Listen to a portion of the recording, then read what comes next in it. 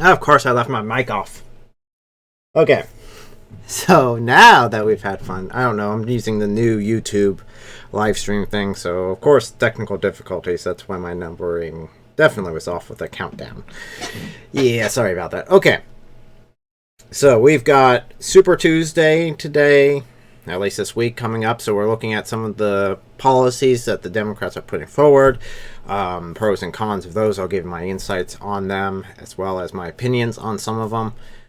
We have a coronavirus update, which see how it's spreading and see what's happening with it.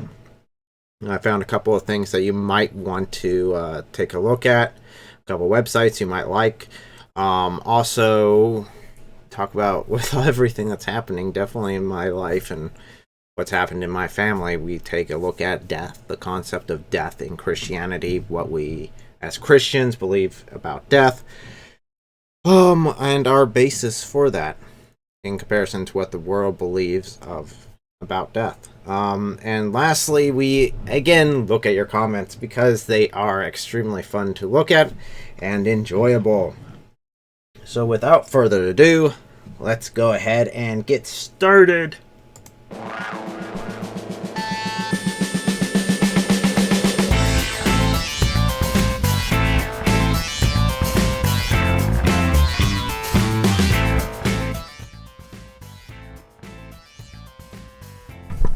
I thought that one was really funny when I saw that, and I thought it was so poetic. I mean, really, Bernie Sanders just had a mustache. Just need a mustache. Just grow out that mustache a little bit. It'd be perfect. But let's go ahead and dive into some of these. Woohoo! Okay, first topic that we'll be taking a look at. Oh boy. Is criminal justice. Seems like an oxymoron, but okay. The phrase criminal justice. Justice for criminals. Okay.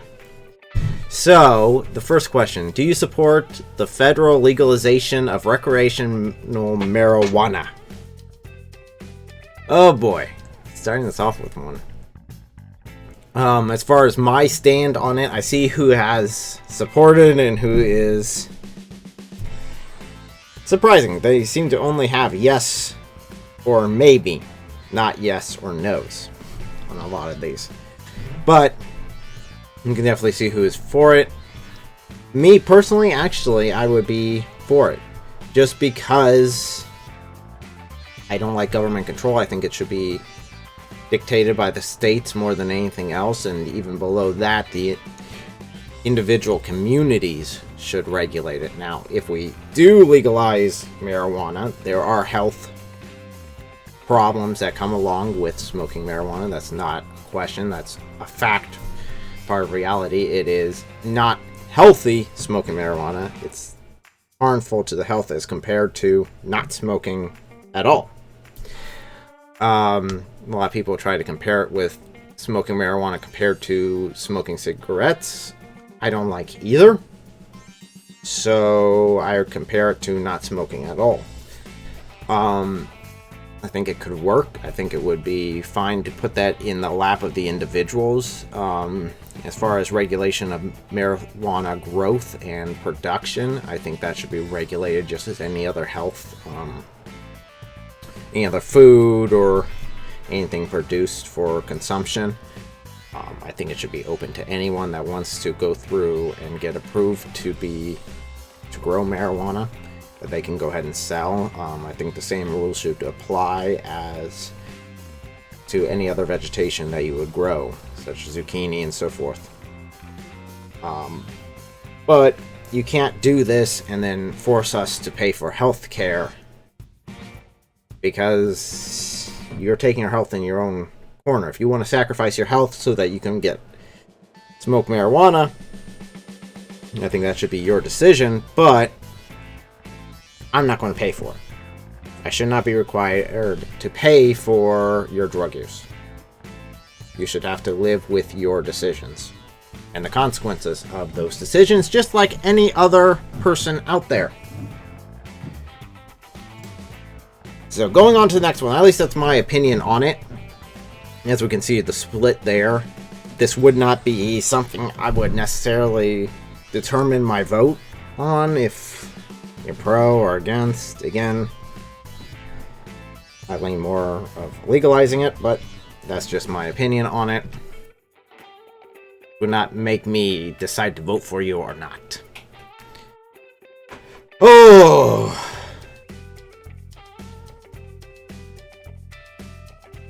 Should any individuals vote while they are incarcerated?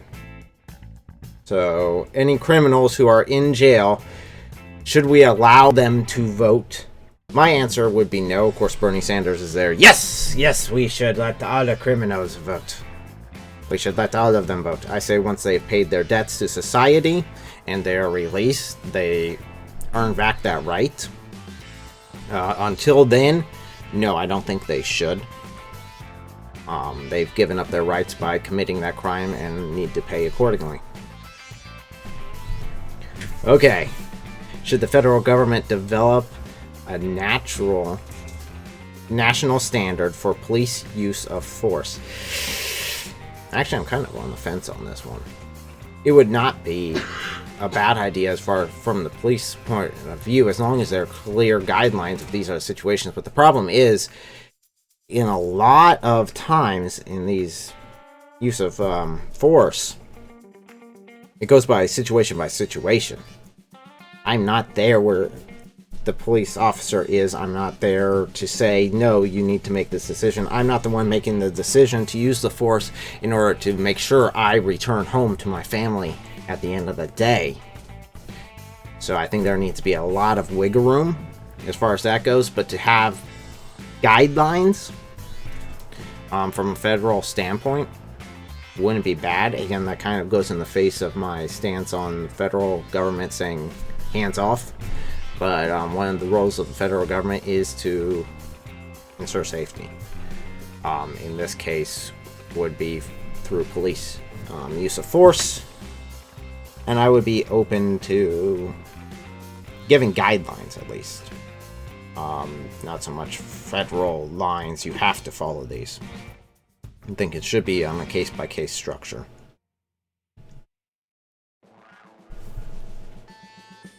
Should the federal government stop using private prisons? I'd say no.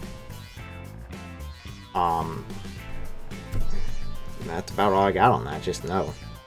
Now, if I have any of these questions that come up that I'm unsure about, or if I just don't know the truth behind, then I will mention that. But that's, in my opinion, I believe that we should still use them. I think that they are working and being productive. I would like to see a complete rehaul granted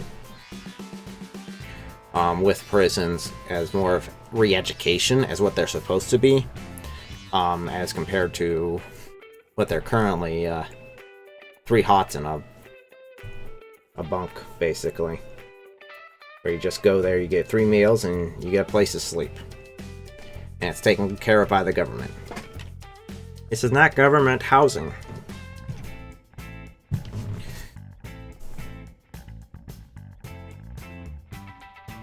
Do I support eliminating a mandatory minimum in federal sentencing?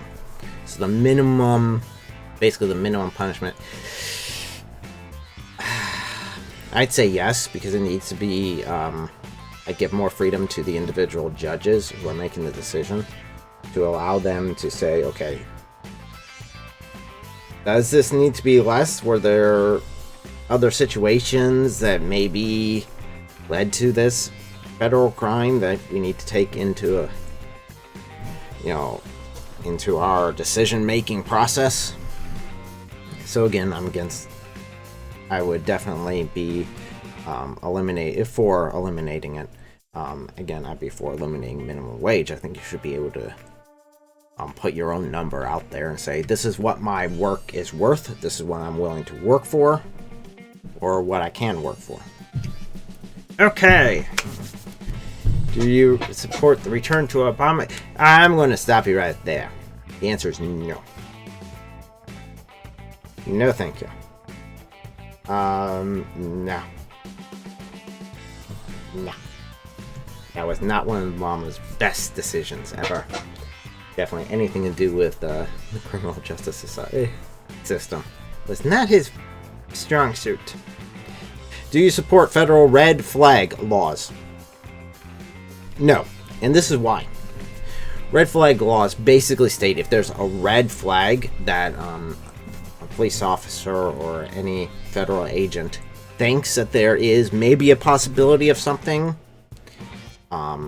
they get the right to come in and immediately take away any firearms, any weapons in the household. They get the right to take those away if there's even a suspicion of something happening. Of any sort of violent crime, no conviction needed. So you're taking away someone's rights are given to them by the Second Amendment in order to remove firearms. It's not really given by the Second Amendment, it's protected by the Second Amendment. Protected by the Second Amendment. I do need to restate that. Because it's God-given rights to defend yourself, and that's basically what they're taking away here, is saying, hey, if you've got any suspicion at all, we get the right to come in there and take away your firearms without you needing to be convicted. Luckily, most states do not agree. Oh, this one's the fun one. I've been looking forward to getting to this one, because I got a lot of talking to do on this one. Do you support a federal assault weapons ban? Here's the question. What is assault weapon? You use vague term, but don't define. Because technically, this here, this knife, if I used it to assault someone, it would therefore be an assault weapon. Right? And in the same case as this hammer. But brother, they're not thinking about banning knives and hammers. That's not what they're talking about. They're talking about guns, right? They're talking about guns, right? Not knives. And I forgot. I didn't realize, but we switched over from criminal to gun control. Oh, whoops. Okay, well, forgot that. Forgot to put that up there, but now it is. So now we're on gun control. Fun. So these would be assault weapons if I use them to assault someone with. And actually, as guns get outlawed, knives become the weapon of choice. Why? Because it's not so much a weapon issue as it is a heart issue. Cain and Abel. Cain still killed Abel with a stone. It again was not because of the weapon, but because of the heart issue. So we got this. So we got that as an option. They say, yeah, no, those aren't assault weapons. Those aren't assault weapons. Okay. Here's a couple other things, question-wise. So which one of these would be classified as an assault weapon? We have Desert Eagle. Handgun. Most do not classify this as an assault weapon, but again, according to definition, if I use this to assault someone with, it would therefore be classified as an assault weapon. This fires 45 Magnum. Right here. It's a bullet and a half. That thing. Like, comparison to my finger. Good section of my finger. 44. 44 Magnum. Sorry, not 45. The 1911 does 45. Okay, it's always confused me. 45's smaller than 44 Magnum. So okay, so there's that one. That one's, I mean, that's a chunky bullet right there. So we got that one. So would that one be classified an assault weapon? Most people would say no, because that isn't what they picture in their mind. So next one we got Bushmaster. Now this is what most people think of when they think of assault rifles. They are 15. And then we got another one. Here. We got these two right here, compared to right next to each other. So this one here. Oh look, it's got the scary extendable butt here. This is what makes it really dangerous right here. This going back and forth. That's really dangerous right there. That's a dangerous thing. Not the bullets coming out. So we've got those two, and one fires 556. There's a green tip. Yeah, zoom up there. Here we go. 556. So that right there, I mean, you see this section right here is the actual bullet coming out. This part right here. That part right there, compared to the Desert Eagle's piece of metal flying at you. It's a soft point. So that's a lot more as far as impact goes. As far as size goes. The Desert Eagle has a much larger bullet than the assault rifle. This one actually has a very small, slender bullet that's meant to go really, really fast. Unless we're talking about velocity being what the contributing factor is. Which, again, that does not always mean it does more damage. Higher velocity. Now, there is a major difference between these two. Other than the make and model. They shoot two different bullets. Where this one looks just as scary. In fact, with all my attachment and additional toys to it, looks a bit more scarier. You got the front grip there, which is so nice when shooting. You got scope on it, and you got your nice little pistol grip, and it's got a bit more padding back here. And yes, this is also adjustable. But that one fires a .22 long rifle. It's a varmint gun. It fires this. It is intended for rabbit / raccoon / anything. I mean, compare that to the other rifle that looked very similar. looks are always can be deceiving. Look at the teeny tiny. He looks like a baby in comparison. The size. And then let's take that again with the Desert Eagle comparison. Teeny tiny. Look at that, just the smallest thing ever. Now, can it be deadly? Yes, if it is hit in the correct spot, it can be very deadly. That's not just it. There's one other that I have a question about. If this would be classified as an assault weapon.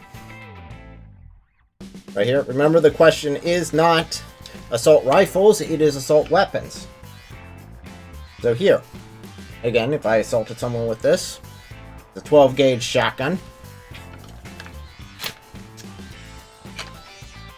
It looks like a hunting gun. Most people would just classify this hunting gun. This would not be classified as an assault weapon by most people. This is what it fires. Well, more specifically, this. Big piece of metal. Not much penetration, but man, does this make a hole. It makes a huge hole. And this, compared to the Desert Eagle, look at that size difference there. This thing could literally eat the Desert Eagle bullet, casing, and everything without any issue. Again, your assault rifle bullet there. This little piece right here is what gets shot out compared to this slug. This thing is a piece of metal that's about this size coming at you. That is big, and if I was going for anything within medium range, I would definitely be using the 12 gauge. I use it for deer hunting. It is extremely effective. Puts a hole about yay big in the deer and drops them wherever. They able to drop two at a good range last deer season with them. So, but that, the shotgun, as far as size goes, as far as amount of damage that can be done, the 12 gauge shotgun used for hunting is by far the most effective and devastating out of all of these, because that piece of metal is so freaking big, but won't make it through most protective, any sort of protective vests, or depending on the rating, because it's a big piece of metal traveling at a very slow rate of speed in comparison to the others. The others are traveling at a much faster and greater speed, definitely the green tip. But speed does not determine devastation. So, whole thing boils down to, do I support a federal assault weapons ban? The answer is no. No, because one primary reason: what the heck is an assault weapons? It's undefined. It's unused. It's not really clear what that is. Are you going to start banning hammers that are used? Are you going to start banning knives? Oh, they'd never ban knives except for in the United Kingdom, which now are banning knives. Why? Because their knife violence has gone up. Too much stabby. Immigration and banning of guns for legal use. For legal self-defense. So no, it's idiotic. No buyback. No nothing. Okay. Let's continue on with that one now that I've done my rant on there. Yeah. Okay. So, remember, we're still in our gun control. So should federal law require all gun owners to obtain a license? Do you mean like a special additional license? Because I have my driver's license. You want a gun license, basically, if I'm understanding this correctly. You want a gun license.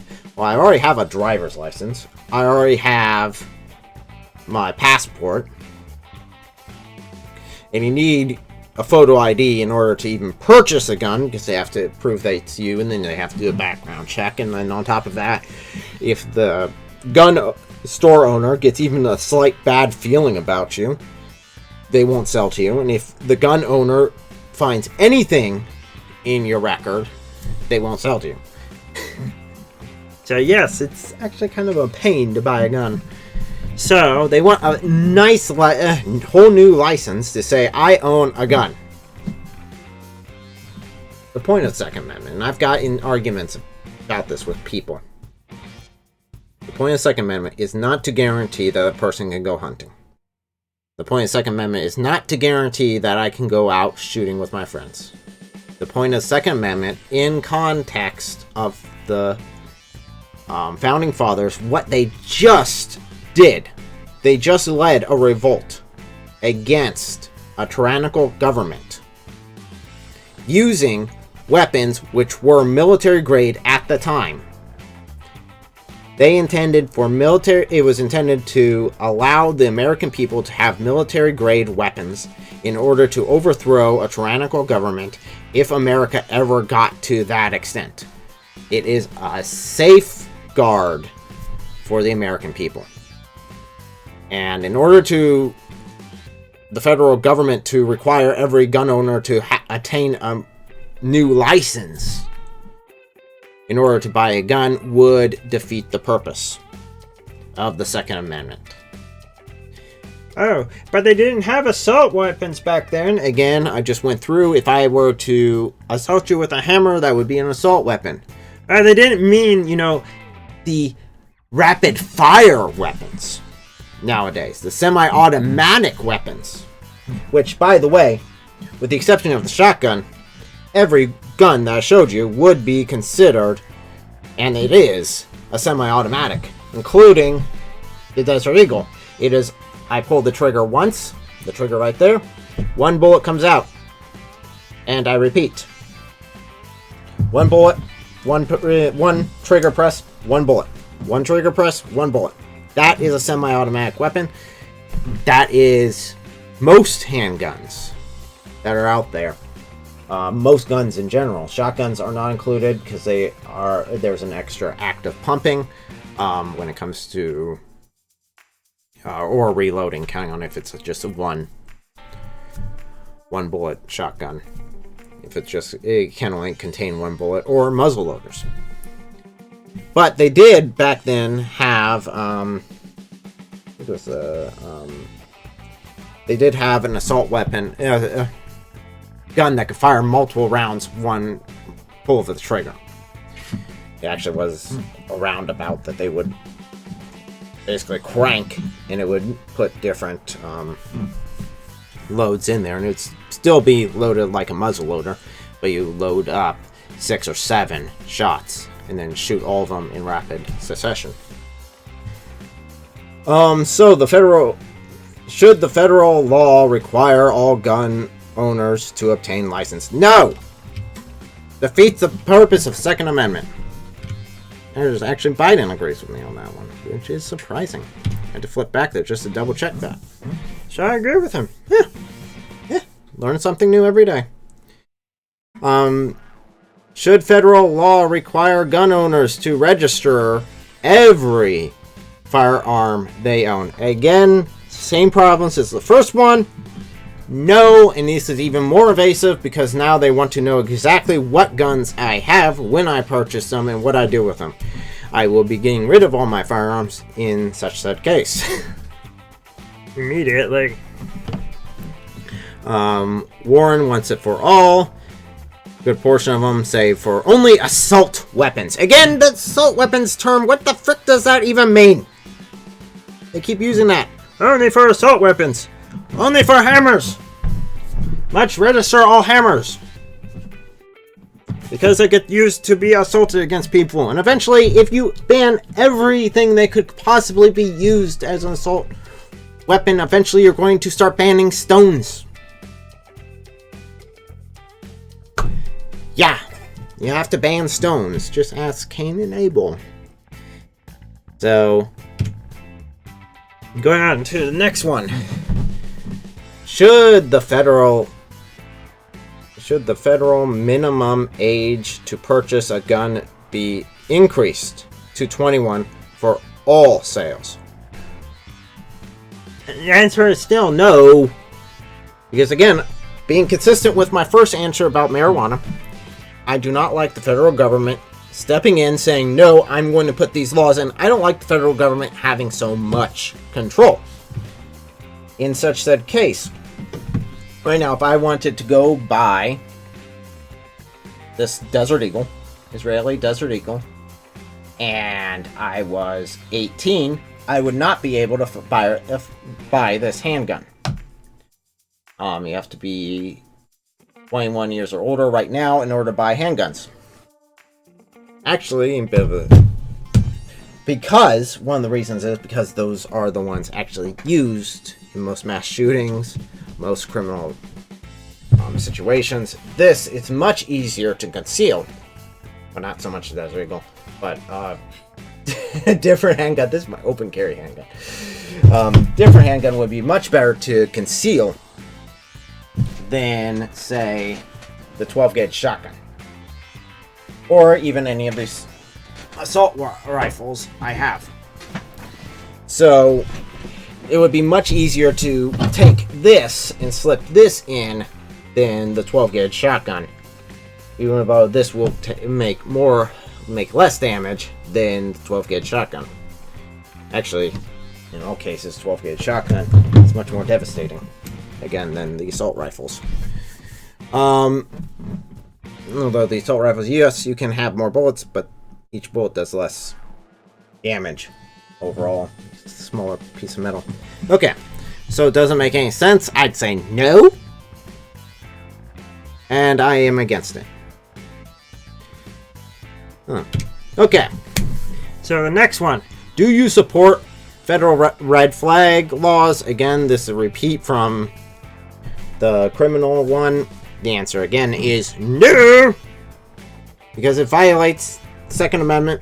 Pure and simple, this is absolutely violation. No question about that one. Should federal law require a background check for every gun purchase? They don't have to. We already do. There already is this requirement. Why are we asking this stupid question? Have you ever purchased a firearm? It's a lengthy process to go through the background check. Now, if you're saying a waiting period, you have to wait so many days to get a gun. Some states do have that, some states don't. It's individual, but every state does require a background check. Even this gun show loophole doesn't exist because there is a background check. Go there and try to. You'll get the cops called. You try to buy a gun without the background check, you'll get the cops called on you. Because the people there don't want you to be doing something questionable. And it's very obvious you're trying to do something questionable. The only time that the background check would not happen is if you're buying a gun illegally anyway. And in that case, this won't matter. We're at 13. So that just doesn't make any sense at all. Unfortunately. Come on, guys, think this stuff through, will you? Okay, next one. Whatever that number is. 14, I think. Okay, now we are on to favorite subject of everyone, undoubtedly, taxes! Oh, economic equality, they call it. Why do they call it economic equality? It has taxes! It is you want money that I earned. Do you support a tax on the assets held by the wealthiest Americans? No! Why? Actually, it's kind of funny that Bernie Sanders is over there saying, yeah! Sure. Yes. Dude. You would definitely be classified in this. And this is why it's stupid. This wealth tax that they want to put. And it's being held assets. A lot of assets aren't. So, here, let me just explain it this way. If I owned a business, like I do, I own a business, and say, in this ministry here, that right now, that I'm doing and streaming to you guys, I have 1,000, let's say, it gets really big, I have $100,000 worth of equipment, of vehicles to go do ministry, a building that we're doing ministry from, all this stuff, and say, just throwing a number out there, 100,000. So 100,000, that's the value of it. They would tax that $100,000 of assets as if it was money. The problem is that $100,000 of assets isn't money. It means I gotta sell off some of my equipment in order to pay taxes. Or just not make as much in order to reinvest into the ministry. In this case, another example would be if I had, say, $100,000 in the bank. And I'm saving up. I don't want to take out a loan to buy a house, but I want to make sure I have enough money in there. They'll look at that saying, oh, wow, you have $100,000 worth of assets right there. We're going to tax that. So you tax it when I earn it. I earn it from working my business. They take their 30% out of that. And then I go and put it in the bank. I'm saving up, like a good person, I'm saving up my money, right? That's what you're supposed to do. They always say, save up, save up, save up. At least that's what they always told me when I was growing up. Save up your money. So I'm putting all the money I can away. I'm paying my taxes. At the end of the year, they still want to tax what I have in the bank. What? You want to tax what I have in the bank? After you've already taxed it. So if I buy an item for business, pay the sales tax, pay all the taxes on the item, use it for my business, I still have to pay additional taxes per year on that asset. That makes no sense. It's a quick way of killing a lot of business, that's for sure. Absolutely, or finding people to go around loopholes on it. Okay. So the answer to that one, by the way, is no. If it wasn't clear by my rant, no.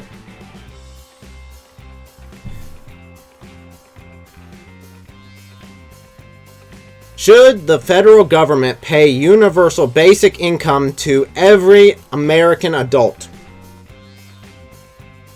this seriously where we're at nowadays?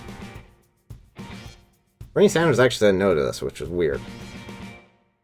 Considering he's all like, free stuff, free stuff, free stuff. I'll give you a bunch of free stuff. And he definitely seems to be front runners for the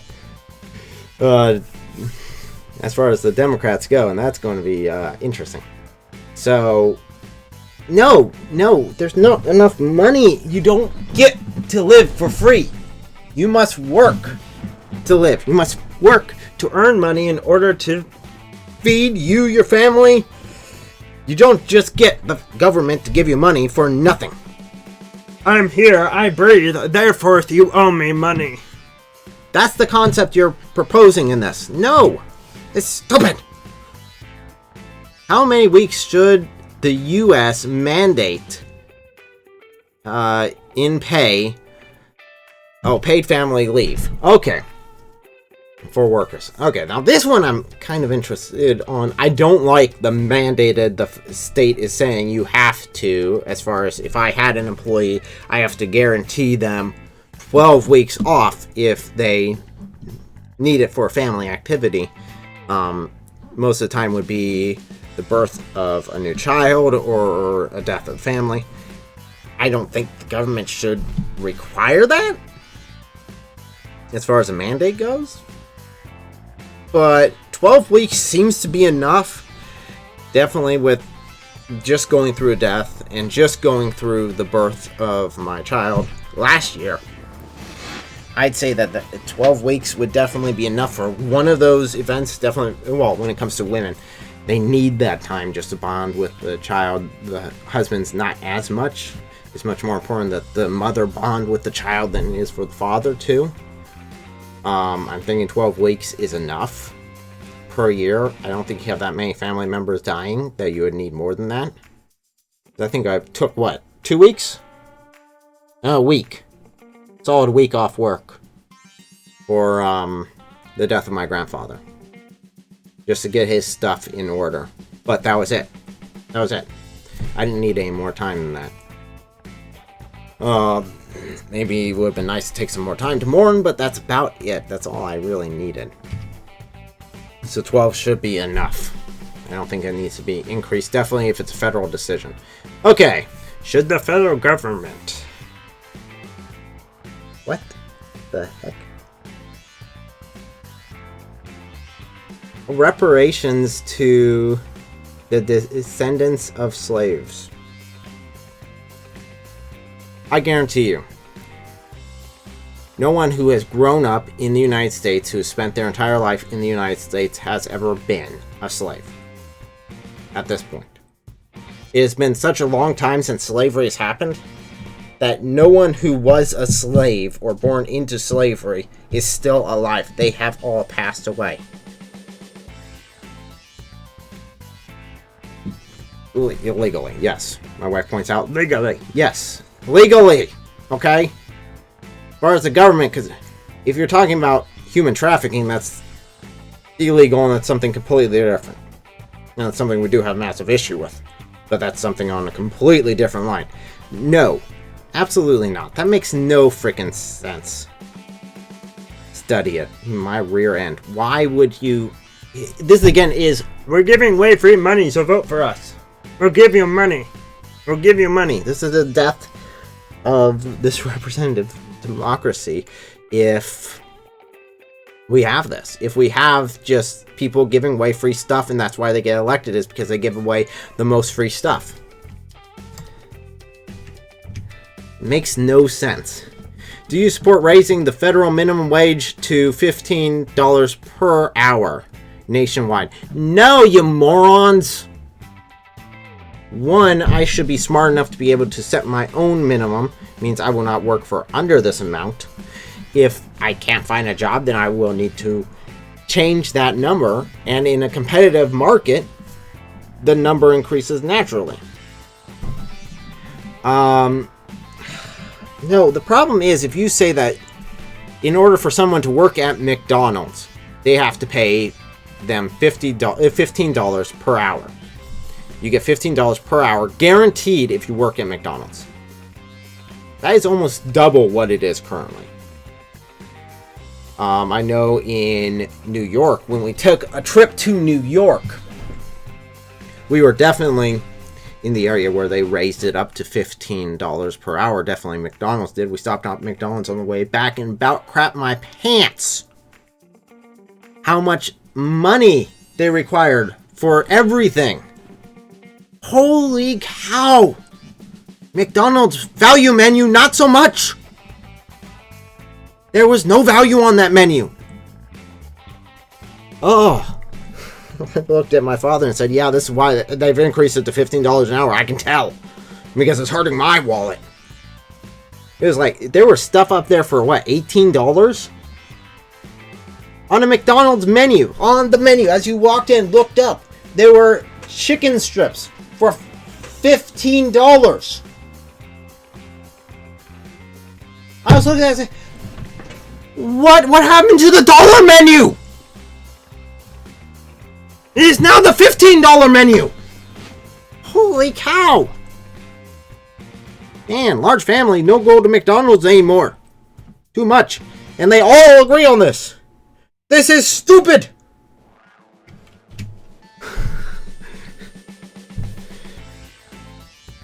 Should the federal government guarantee a job for every American? No! Where is all this money coming from? You want to increase it to $15 per hour. You want to guarantee it for everyone. You want to give reparations. You want to... This isn't the 1% you're talking about. This is like 100% of my paycheck that you're wanting to be able to pay for all this stuff. Should the federal government guarantee a job for every American? No. No. It should be you. If you cannot get your own job, you make a job. You figure out how to make money. There's always a niche. There's always an option. There's always a way to do it. Even if you gotta take a crappy job for a little bit while you work on getting your own business running, you do that. If you gotta clean toilets for a year so that you can make your way and pay off college loans that you probably shouldn't have taken to begin with in order to get yourself a better job, you do what you have to do. You can make it. You can pull yourself up from your own bootstraps. You can do it. Yes, I use that term correctly. AOC. Idiot. Okay. So no, they should not guarantee a job to everyone. Oh my gosh. Should the government cancel existing student debt? If so, for everyone or based on income? This is part of the you make your decisions, you gotta live with it thing. They are offering you, and this really is the root of what the Democrats seem to be offering nowadays, is no matter what decision you make, we'll cover for you. If you made a bad decision, if you decide to get that gender studies degree and spend $100,000 and get that all through student loans, we're going to cancel all your debt. We're just going to give it to you for free. And I still have student loans from when I was in college. I still have them. I've worked my butt off to pay them off. I made that a priority to get them paid off as much as possible. But I still have them. So yes, this would, in theory, benefit me in that way. I wouldn't have to pay off my student loans. But then again, where the frick are you getting this money? Again, don't want to make it sound like all the money, and that's what... I talked about student loan forgiveness. Someone got on there, all you care about is money. No, I care about practicality. Is it practical to do this? For some idiot who decided to get a degree that doesn't matter and had no actual prospects, instead of doing the research and getting a degree or going to even a local college, or even better yet, a trade school. That's a much better option in many regards. So no, it should not be canceled. Absolutely against it. It would take way too much money, and there's way... Oh, look up our national student loan debt. It is staggering. the number. We're already spending too much to begin with. Do you support the breakup of big tech companies such as Facebook, Google, and Amazon?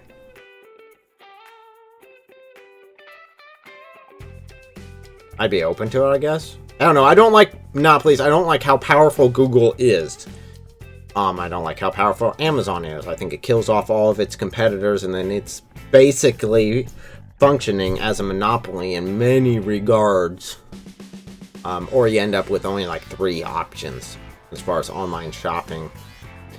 Any sort of online shopping. But at the same time, I would make sure that they don't kill off their smaller competition.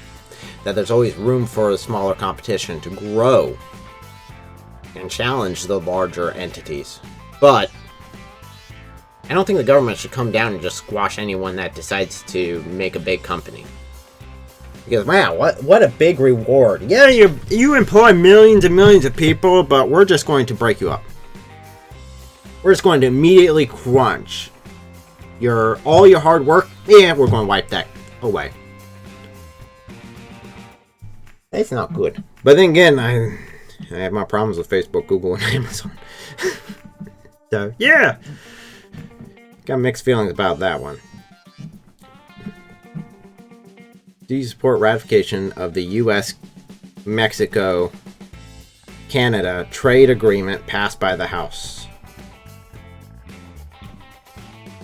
Yes, because I still think it's a mess. That simple. Do you support raising the federal... Oh my gosh. Corporate income tax rate above its current level of 21%? So if this impacts this, it would definitely impact mine. Yes. Return to 35%. Ugh. It's bad. Yeah, somewhere between 21 and 35. No. No. But I believe in the top-down model. I believe that as you require less taxes on the companies themselves, they will want to expand because they will want to, tell you truthfully, they are greedy and they want to expand their money, and that's what they've been doing this entire time as far as building a company. So they will want to expand it more. Therefore, they will need more employees. They'll need to pay more competitive wages. In order to pull their employees, they're going to want to keep their employees, definitely the good ones, so they have to increase their pay in order to do it. And in the end, I win. Because I want that to happen. Either they increase their productivity by increasing their amount of employees. Right now we are in such a big it's so weird. We're such a big debt of people that need to work. Basically, we have so many jobs out there that there's not enough people to really fill them. So much so that I have a temp agency that I went to like years and years and years ago. And they've been calling me weekly, asking me, do you know anyone that needs a job? Can you tell me of anyone that needs a job? Because we need to find someone that has a job. We have great jobs. We just need to find someone. And I'm looking at this thing. Wow. they're so desperate, they're calling me now instead of me calling the temp agency. So no, that would be bad. It would be a bad idea. Oh, do you support a national rent control cap? No! Again, you should allow the people to be able to negotiate themselves. And definitely, you know what, my parents do own a few properties. And to have the government come in and say, hey, you can't rent this for any more than $500 a month.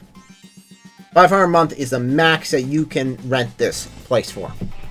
In fact, universally, you can only rent it for this much. That's going to be a huge disincentive for anyone to build, for anyone to be in the renting industry, to be landowners. it would be a terrible, terrible, terrible decision for them. Because they just won't be able to make enough money. Really wouldn't. So no, that would be a horrible idea. Again, government coming in and controlling, I'd say no, just like I would the marijuana thing. I'm being consistent. There's a consistent line here. Don't like gun control? Same stance as with marijuana. Still the people's decisions.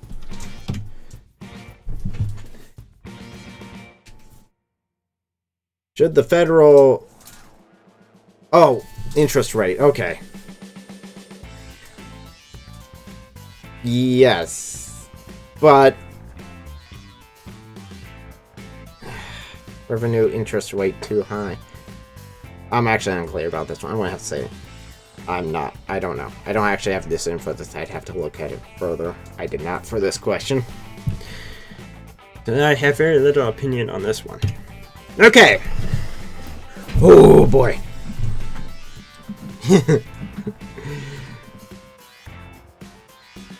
Would you maintain the...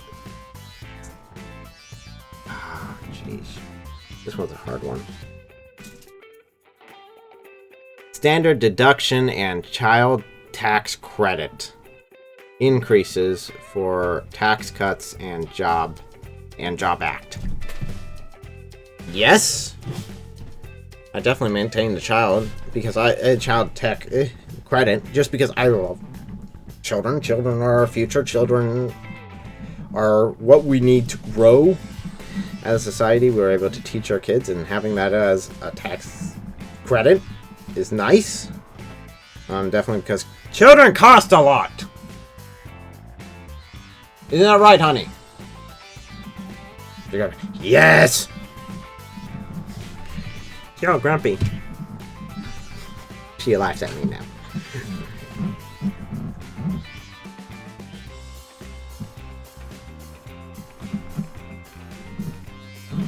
Okay, so would you pursue joining the Comprehensive and Progressive Agreement for Trans-Pacific Partnership? No. I don't think so. I actually don't know.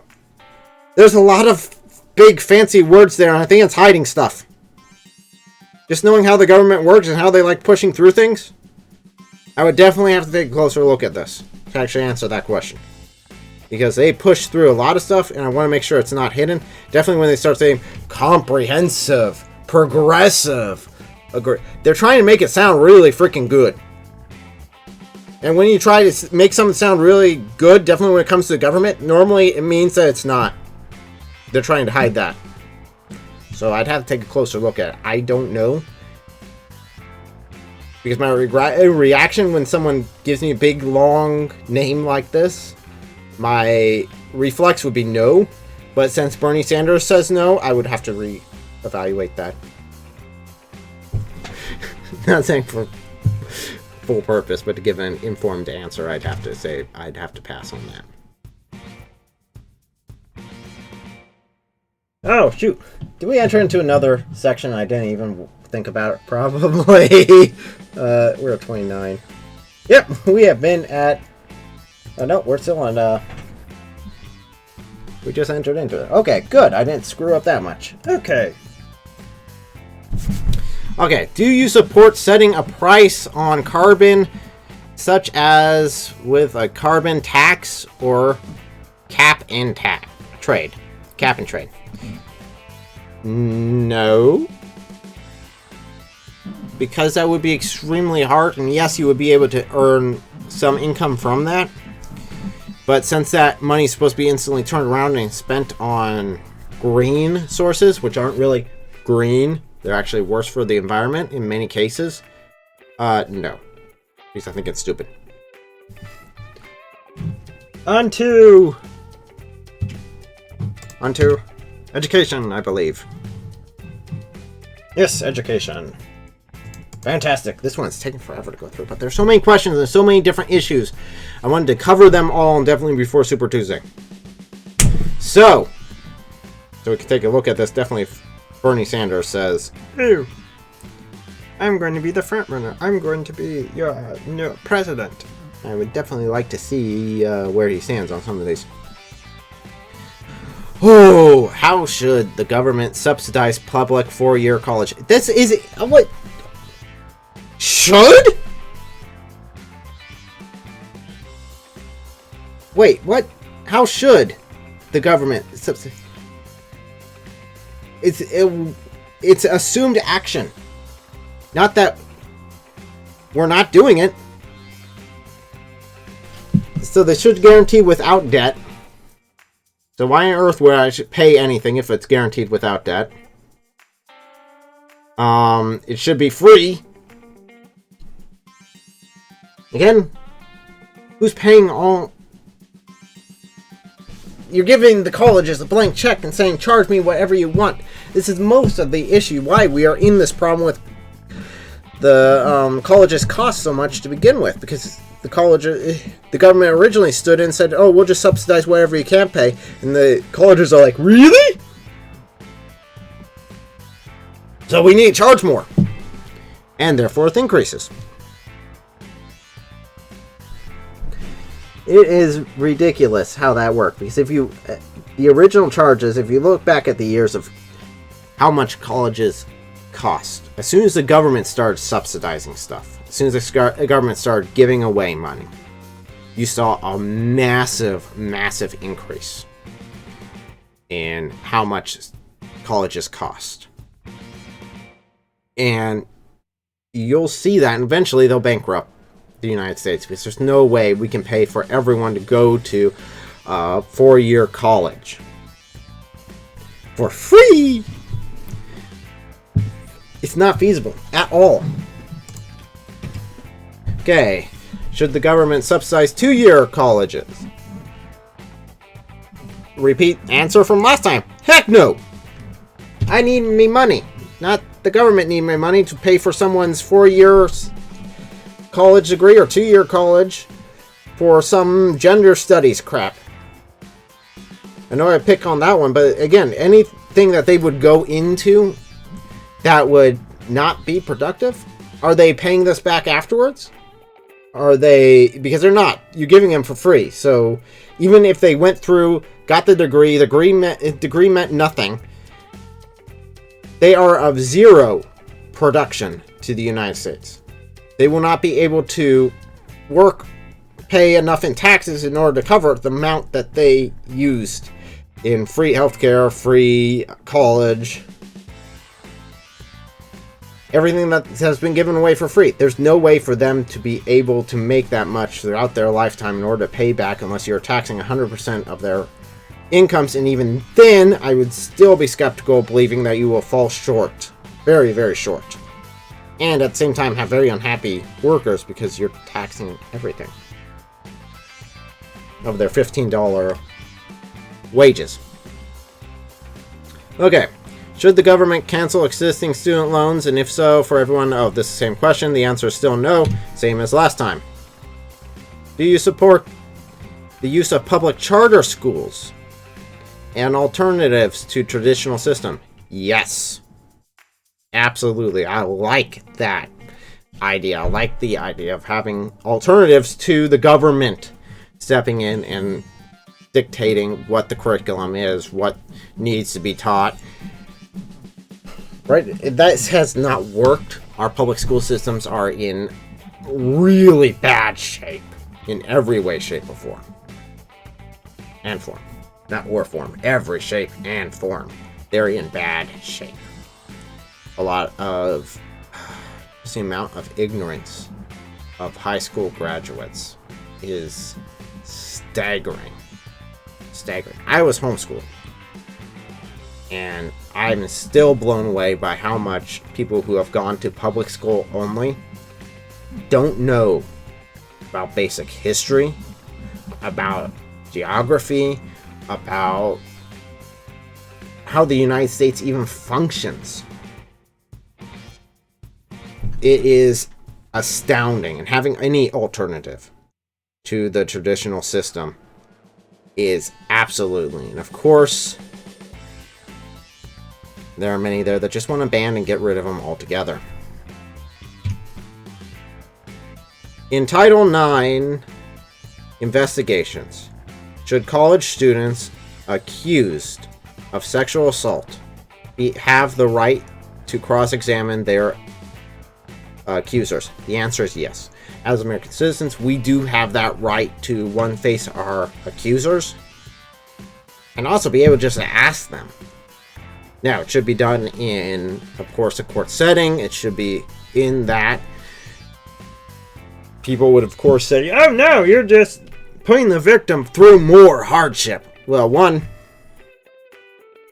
he hasn't been actually sentenced. He hasn't been.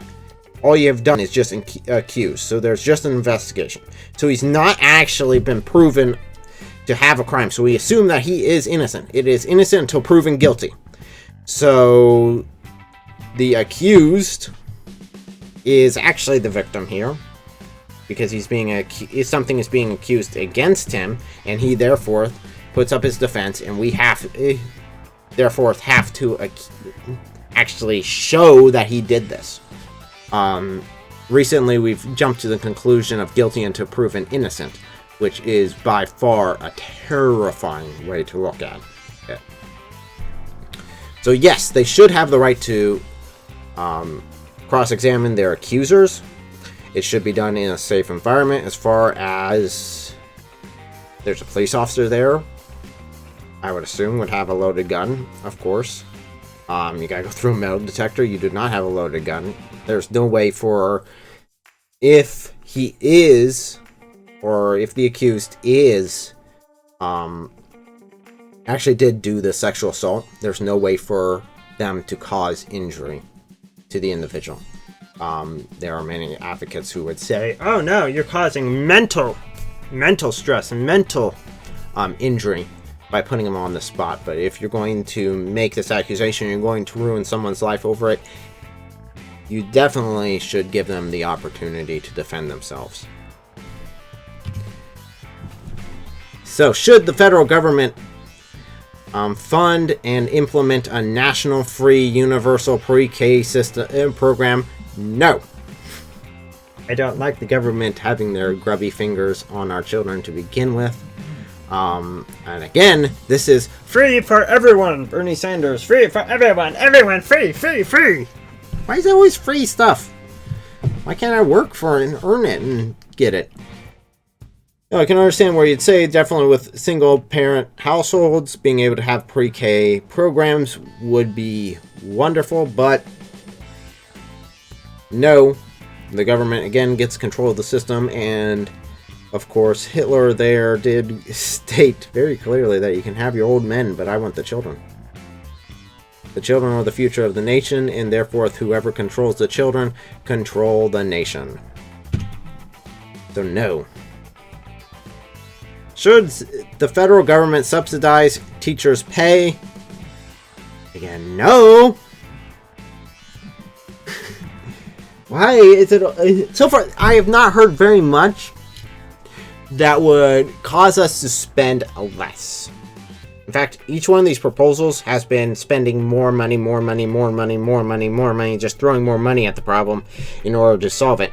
The answer is not that we just subsidize teachers' pay. I know quite a few teachers who would love that, and I do agree that definitely the teachers do get the short end of the stick. Many teachers get the short end of the stick when it comes to pay. But the government subsidizing it? No. In that case, no, not in that way. There are alternatives that I would like to pursue, but definitely not that way.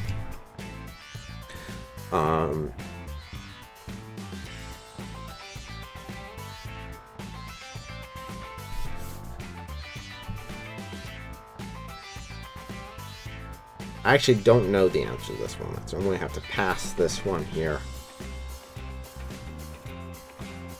Yeah, I just don't know. I don't know the story behind this one. I'd have to look into it deeper. Do you support using federal money, public money? Do you support using public money, which is federal money? The same difference.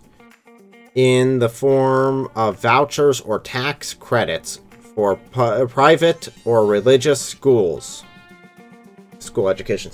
The answer is yes. I would very much. Again, I like the idea of vouchers or tax credits. I like the idea of being able to say, no, I want my student to go to this school. This school has great record.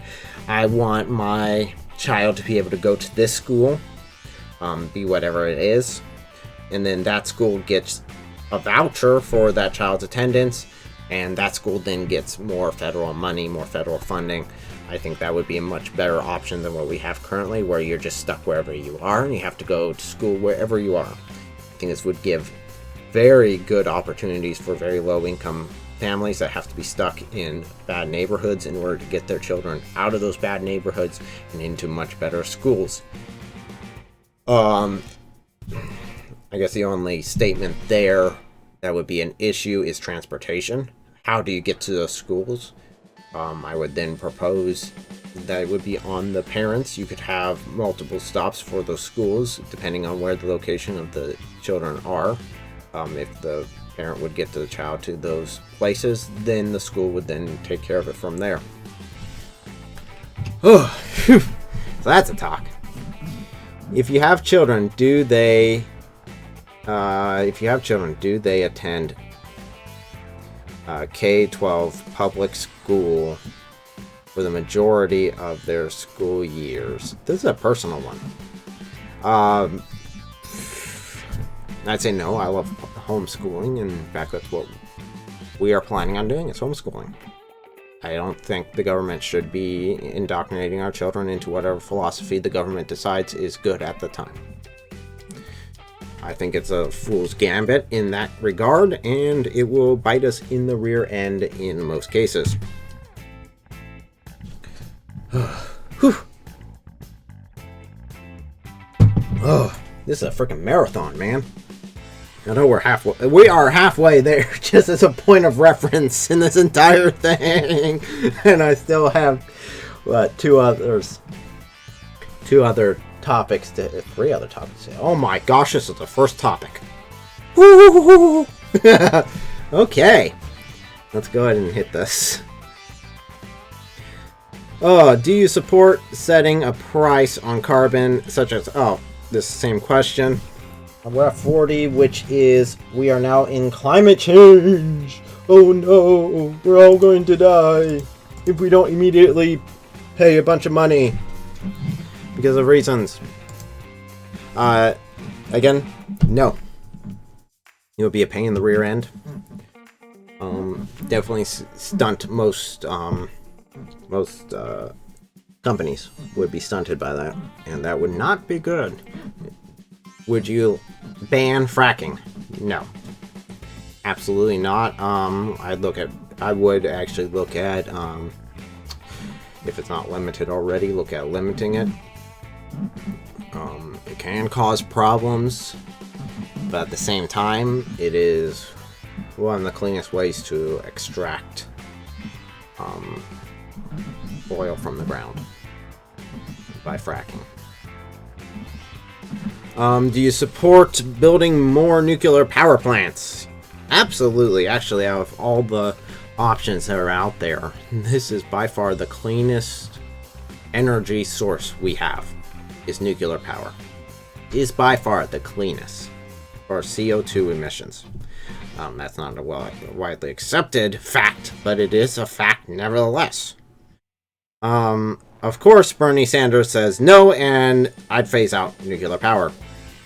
It's like, I thought you were supposed to be for, being green, and even I say this would be a good idea.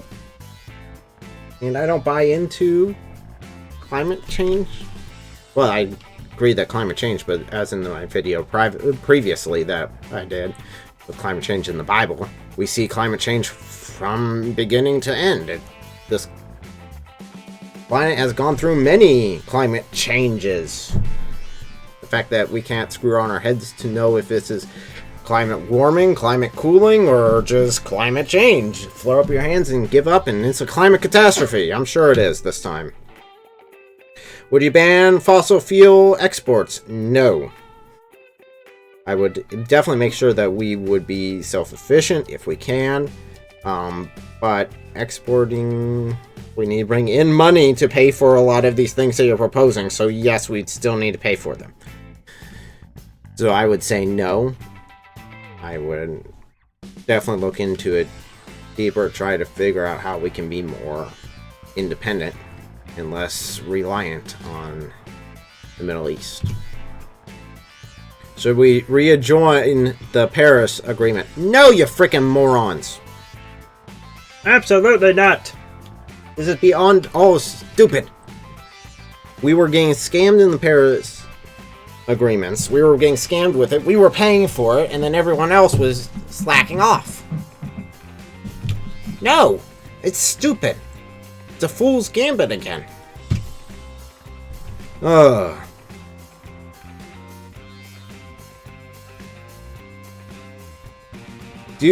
Would you end leasing for fossil fuel exports on federal lands? No! Again, if you want to be able to be independent as far as fossil fuels go, we need to be able to pull it from the locations that we have these resources. And if the federal government says this is my land, we should still be able to provide for our people from those lands. Do you support the Green New Deal resolution? No, in fact, I know most of these people didn't vote for it. Because it's nuts. It's crazy. We're not banning all freaking cows. What do you think we're going to do? Shoot them all? What's the point? Would you eliminate fossil fuels subsidizations? I have no clue. I really don't. This I'm not going to say one way or the other around. I don't know enough about it. This is another personal one. Are you doing something about your carbon campaign's carbon footprint?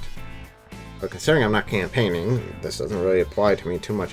But I know most of them either fly around or drive around. I don't understand how this could be something. How they can follow this. Would you seek...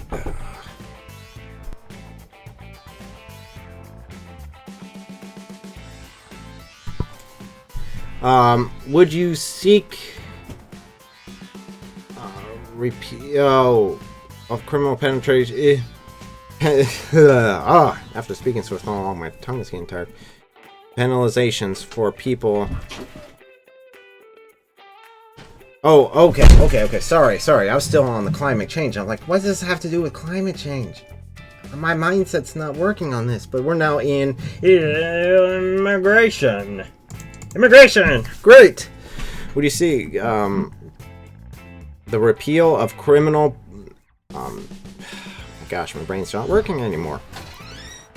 Basically, prosecution of anyone that crosses the border illegally. Of course, they say yes. No, laws are put in place for a reason. And in this case, we would need to keep our borders and enforce those laws.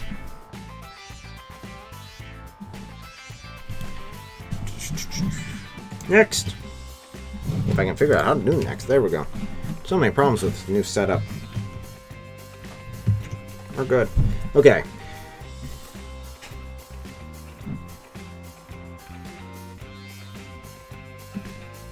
Do you support extending the existing physical borders on the U.S.-Mexico border? I would presume this is still a wall, talking about building it further. The answer is yes. Are you going to leave it unfinished? No. I believe that there are many sections that we still need to finish of that. There are many sections that are just open land. You need to have a physical barrier there. I think Trump has a very good idea as far as how to implement that. I'm actually kind of excited that he actually is implementing that, which I would have thought this would have been one of those, oh, we're going to do this. They state on the campaign trail and then never follow through, and he definitely has done his best to follow through with that, which is great.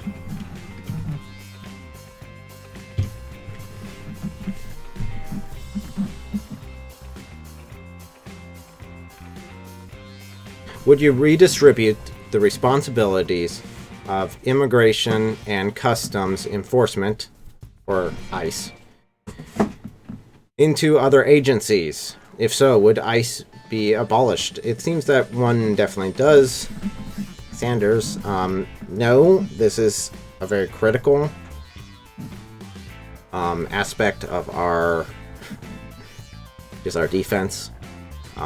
We need to know who's coming in. We need to know what their intents are. If they are intending to cause harm to the people here, are they smuggling something that's illegal? All these aspects need to be addressed and need to be taken care of. Definitely, ICE functions in that regard and needs to continue to function in that regard. Imagine serving your whole life in this field, serving as an ICE agent, and now your commander-in-chief wants to get rid of your job, wants to get rid of you. You spent your whole life in service to these people, and now they want to get rid of you. That is horrible. That's horrible to live with.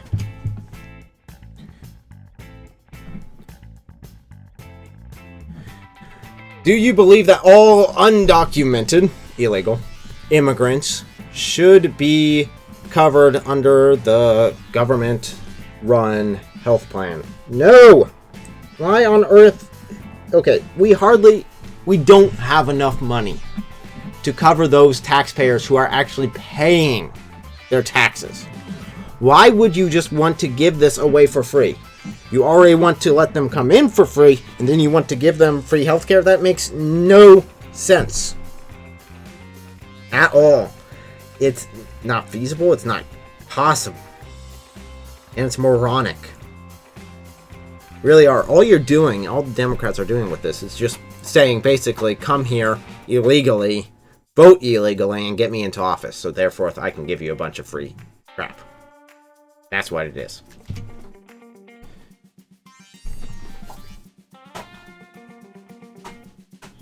Should the federal government require the use of e-verification to check the legal status of all hires by private employers? Well, I mean, you already have driver's license. If you're required to use a driver's license or some proof of citizenship in order to be employed, I would say yes. I see one saying yes if possible. No, that wouldn't work anyway. So no.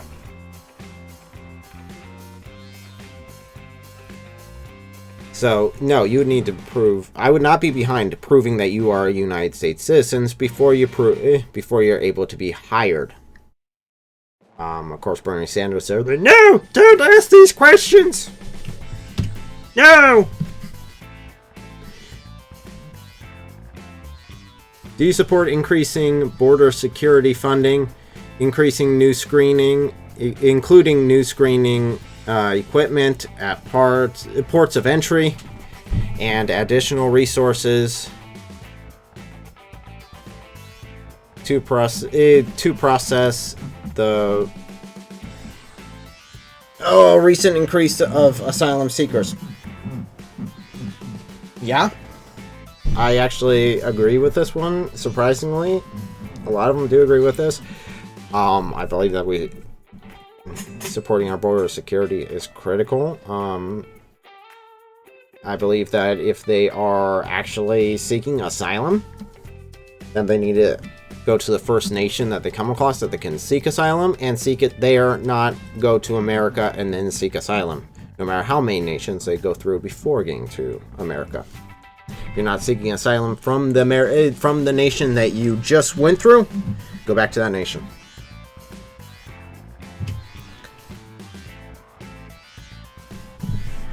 Should the U.S. return to accepting at least 110,000 refugees a year, as the Obama administration planned? No. Definitely not. At least. That's the minimum. No. immigration has been a massive problem, definitely with different ideologies coming in. There are some ideologies that are in extreme contradiction to the American concept, the American dream. Having people come in that are have ideals that are in direct conflict with the American ideal leads us to having massive issues as far as being able to integrate them in. We end up having isolated groups that no longer follow the United States. Basically, we have a foothold situation. You could say that we currently don't have that. I'd say there are a few places that are right like that in the United States. I'd say if you want better examples, you look at the UK, you look at Sweden, the rape capital of the world, you look at these other nations who have accepted refugees at or above this rate and have massively paid for trying to switch their culture between what they currently have and whatever the immigrants are bringing with them. Because they're not immigrating, they are reforming, which is a massive issue.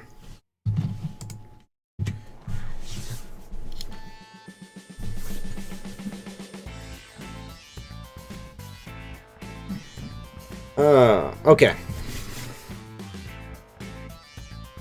So do you support the option of detaining asylum-seeking families together in non-prison settings until their asylum claims are can be processed, or should they always be released into the nation while awaiting a decision? No. This is stupid. So if I come across, I have a family, and I come across, and you say, oh, okay, what is your request for asylum? Why are you requesting asylum? Does this qualify? While that is going through process, you just release me into the public without any sort of requirement? Without any sort of look over? You just release me as you're waiting for this? No.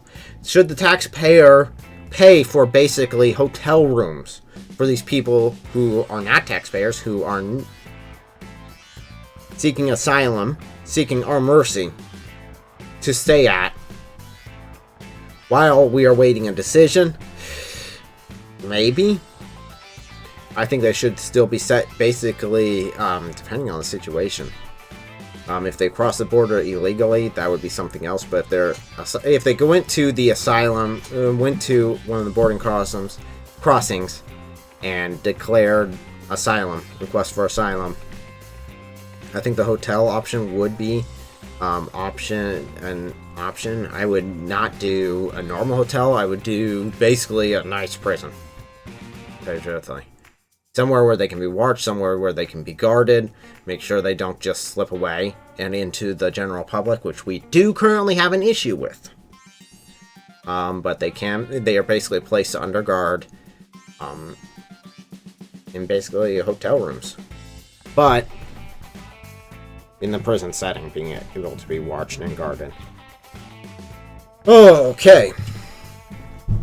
Do you support a path to citizenship for the roughly 11 million immigrants now living in the country without permission?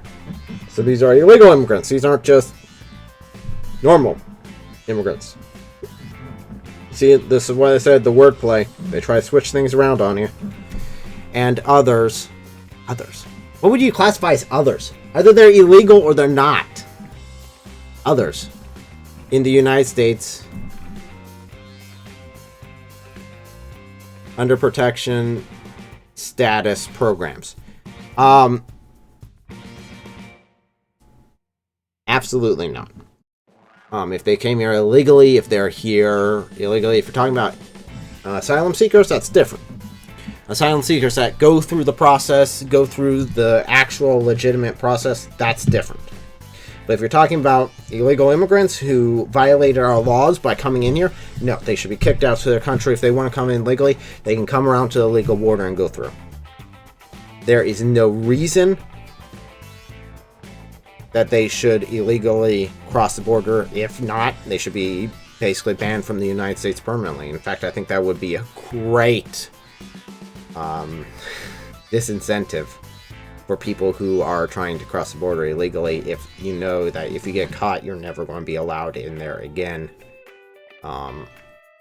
You'd be exported back basically immediately and banned from the United States permanently. Do you support increasing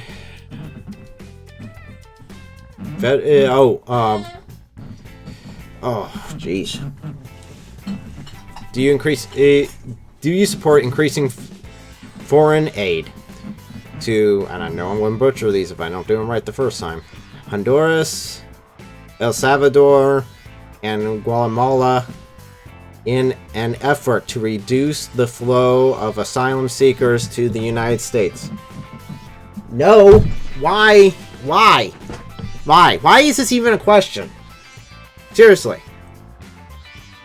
Basically, what you're stating is we are going to pay these countries money so that they don't send us asylum seekers. Why should we have to pay these other nations? Why should we support these other nations? So that they don't send over. This is blackmail. This is very possibly a blackmail. If you don't support them enough, they're just going to send asylum seekers over. This is like paying a criminal not to steal from you. What? Why? Why? This makes no sense. Why? We're not getting anything out of this. We have no obligation to these asylum seekers. Definitely if they have false claims. No. Do you support Medicare for all? Let's see. Are we in another section? Yes, we are. We are in healthcare. Which we've talked about healthcare so much that it feels like we've already gone through it, but oh well, here we go again. Do you support Medicare for all? No, I've already given my reasons. I'm going straight through this one. Next. I said next. There we go. It's me not pressing the buttons. That's what the problem is. What should happen to private insurance? Should definitely be there.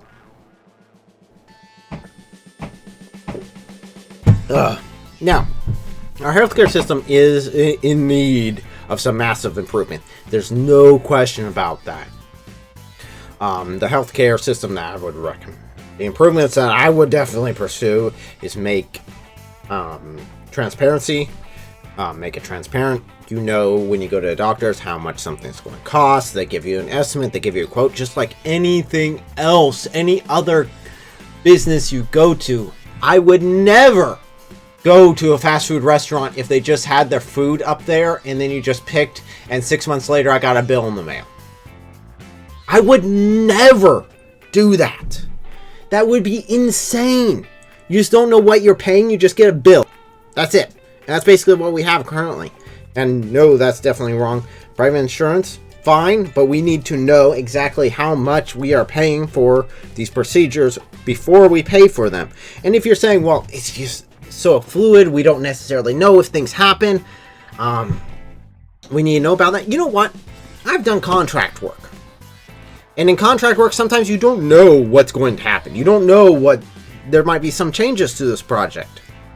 But you give a quote, and that's what you go by. You give that quote. And yeah, sometimes you pay more, sometimes you pay less, counting on the situation and some factors in it. But before I start any project, the customer knows how much they're going to pay out of pocket. Before it starts. Not at the end. So that would be my stickler on that one. So no. Go back, make sure I actually answered that question. What should happen to private insurance? Nothing. In fact, I'd open up where private insurance would be able to compete across borders, across state borders as well, so that then you have more of an open market as far as insurances go, and the transparency of the hospitals. See, I prefer urgent cares because I know exactly how much the urgent care is actually going to charge you before you even start. They can tell you. Which is nice. Do you support creating a public option to expand healthcare, such as allowing people to buy into a state Medicare program regardless of income. Again, no. The government, once they start requiring you to pay for something, is moronic. When Obama said, oh, you gotta buy healthcare or you're going to have to pay this ever-increasing fee every frickin' year. I'm not sore about that. No, that just doesn't work, because there's a lot of things that start happening that come with that could become massive problems. I'll explain that later, because I know there's at least one question that's coming up that I'll need to talk about. But should there be restrictions on abortion at any point during a healthy pregnancy? Absolutely. In fact, this is one of the things that is most important to me. As I mentioned earlier, they're not main topics that I would be, I will either vote for you or won't. This is something that is, when it comes to abortion, will decide if I vote for you or not. Because children's lives are so valuable. Because the life of a child is immensely, amazingly valuable. That I will never vote for someone who is pro-abortion. Just based upon abortion alone, I will not vote for you. That's real quick. You say you're completely against abortion, I'll vote for you. Absolutely. Actually, it would be a very big swing in your advantage. Do you believe do you believe all illegal immigrants should be covered under government-run healthcare? The answer is still no. Same as before. They repeat some of these questions. I don't know why they do. How many weeks should the United States mandate in paid family leave for workers? Again, 12 seems to be fine with me. I can understand if there's extra situations, but the government should not mandate those. Again, government mandation.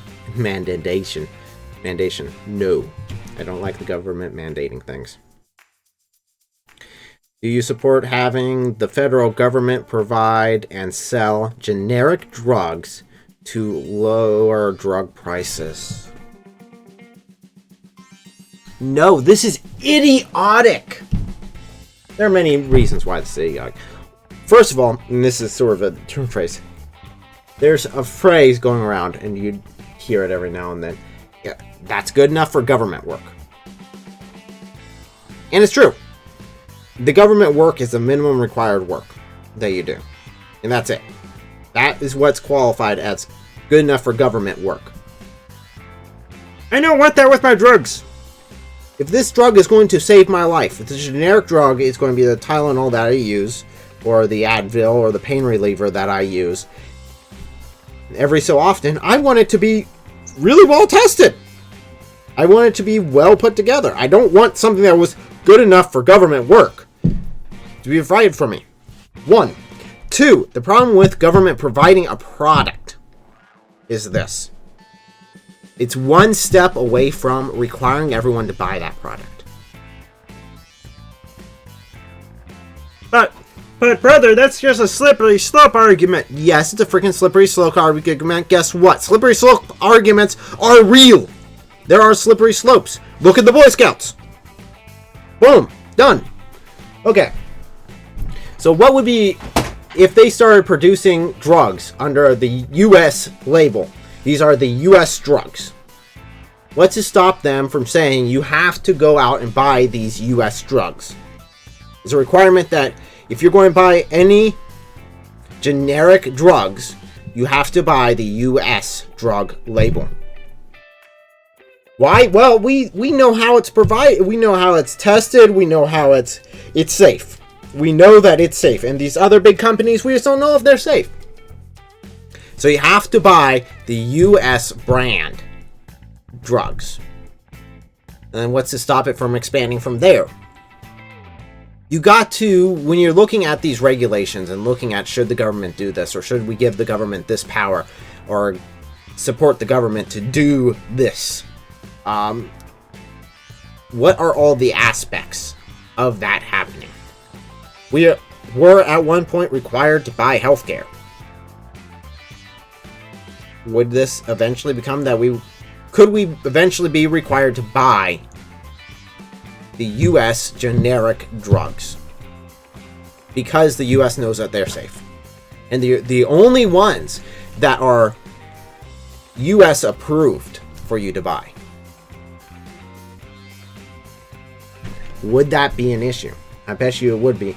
And additionally, they could also just undercut all their competition by basically saying you can get these for free. And then once all the other competition dies, they can crank it up. Wouldn't be hard to do. Would be actually really easy because basically they have the entire government behind them. They can use the government money, basically your tax money, to subsidize it so that they could give you these drugs for free, undercut their competition, kill off their competition, and then raise their prices. And then you are required to buy the government's drugs only at government. Good enough for government work. Support the federal legalization of recreational marijuana. Again, government regulations I don't like. So, your decision, but no healthcare.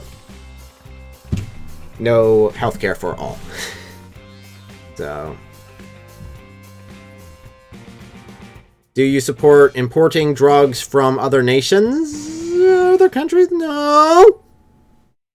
No, I don't like that concept. I would not do that concept. That seems very bad. Why? Because I remember when China sold us toys with lead paint. In my lifetime. This was like, what? I think maybe 8 years ago? They were doing this? Oh, no. I know the testing that goes...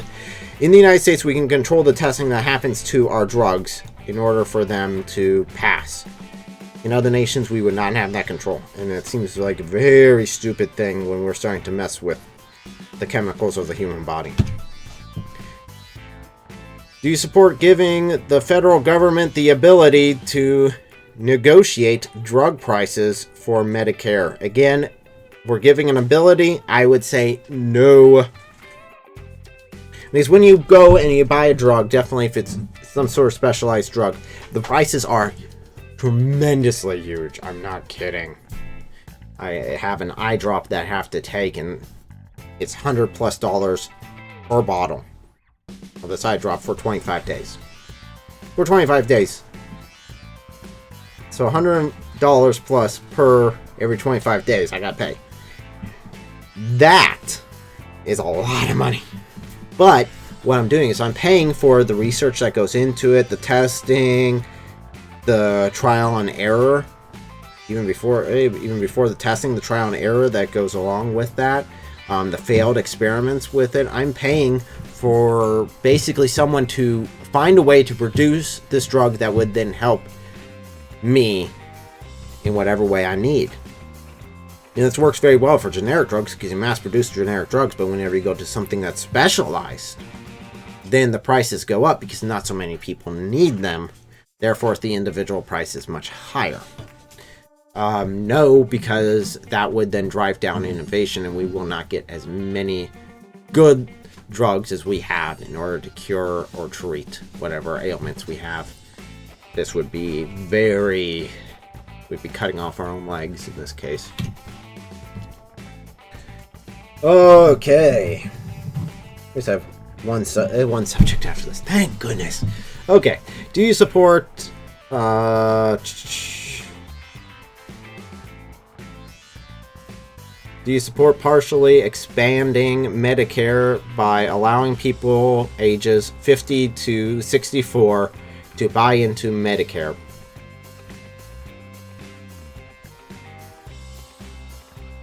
So this is for the older people. So this would be an older bracket. It's only 14-year gap there. Would their coverage end at that? Would they be like out of it? Granted, that is by far the biggest expense time in most people's lives of needing healthcare, most risky. Just because, sorry to say, but things are falling apart between 50 and 64. After that, it even gets worse. But for some reason, they just want to cap it off at 64. I'd say no. Because again, I would like to phase out Medicare. I would, if I were in this case, I would be looking at if reducing government-supported stuff as much as possible, and Medicare would be part of that. So next, 70. We have a couple more on this. Would you seek to repeal the HYPE amendment, which prohibits the use of federal funds for abortion? No. And again, this would be something that would be a deciding factor if I was going to vote for someone or not. If they were saying that they were going to repeal this and basically use my money at gunpoint, forcing me at gunpoint to support abortions, my answer would be no. Absolutely not. And every candidate down there is, of course, supporting this. So no, it seems that I will be voting for Trump because he at least doesn't do this. Now look at issues, not political parties, although there are some people on YouTube and BitChute that say I am only for the party for some reason.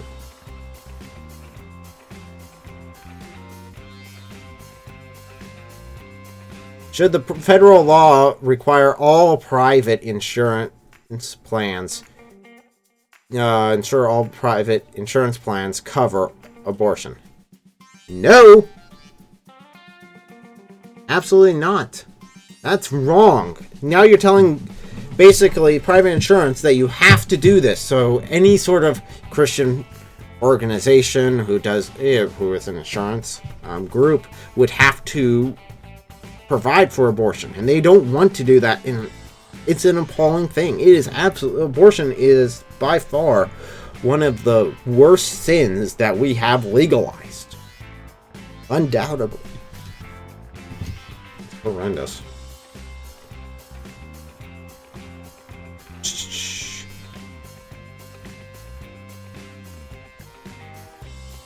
Would you reverse the Mexico City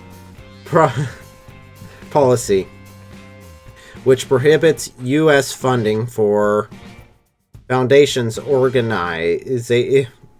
foreign organizations that perform or actively promote abortion? No. So what? It's not just good enough that you're killing our kids. We've got to go to other nations and kill their kids? Really? You just like killing babies. That's it. I mean, really, from this whole list, that's the main thing I can definitely tell from this healthcare list is Democrats love killing babies. That's about it. Don't know why. Babies are wonderful. They're wonderful little tykes. They can be a pain in the rear end, but man, they're cute. Do you support eliminating...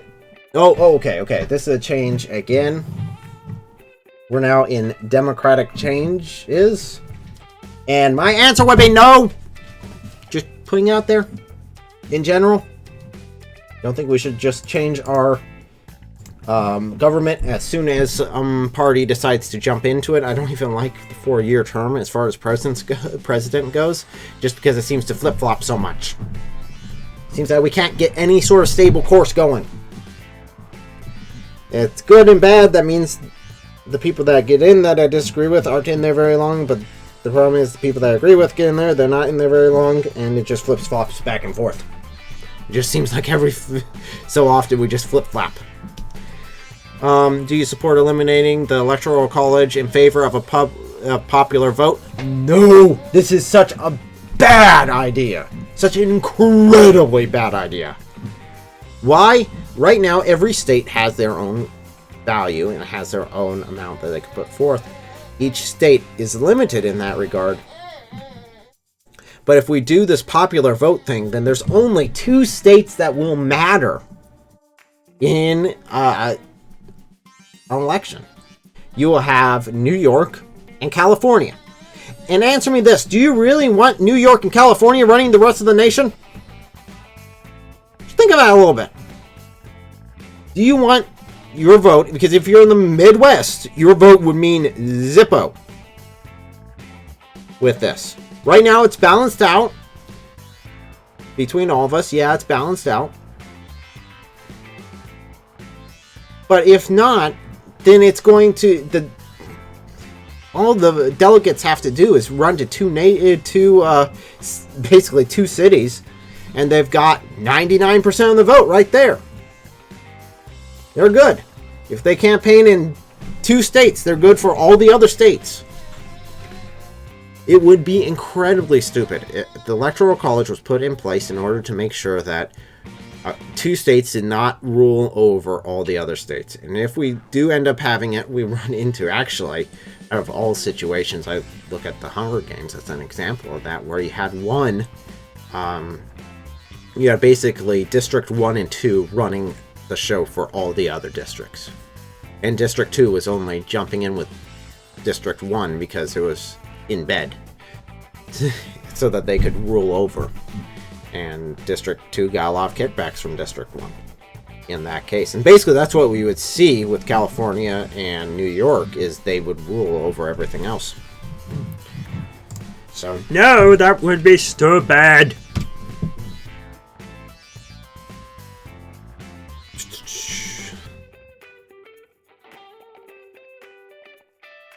should Democrats elect should Democrats eliminate... Yeesh. I've been looking at these for too long. The Senate filibuster the next time they control the chamber. I would be for this. I don't like filibusters. Filibusters are horrible. Filibusters are... I know you wouldn't normally go for this, but I'm going to slip it under all these nice things so that it gets slipped in. So it votes for everything else. It's not that you have the ability to vote on each individual item. It's all in general. You have to vote on all of it or none of it. I would rather vote for each portion of it than for all or none.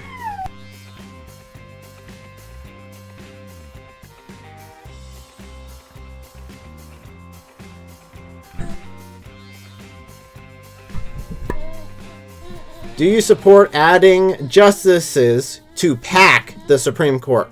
No, that would be stupid. Because even though if your guy does control it for now, the next guy won't be your guy. And you could pack it.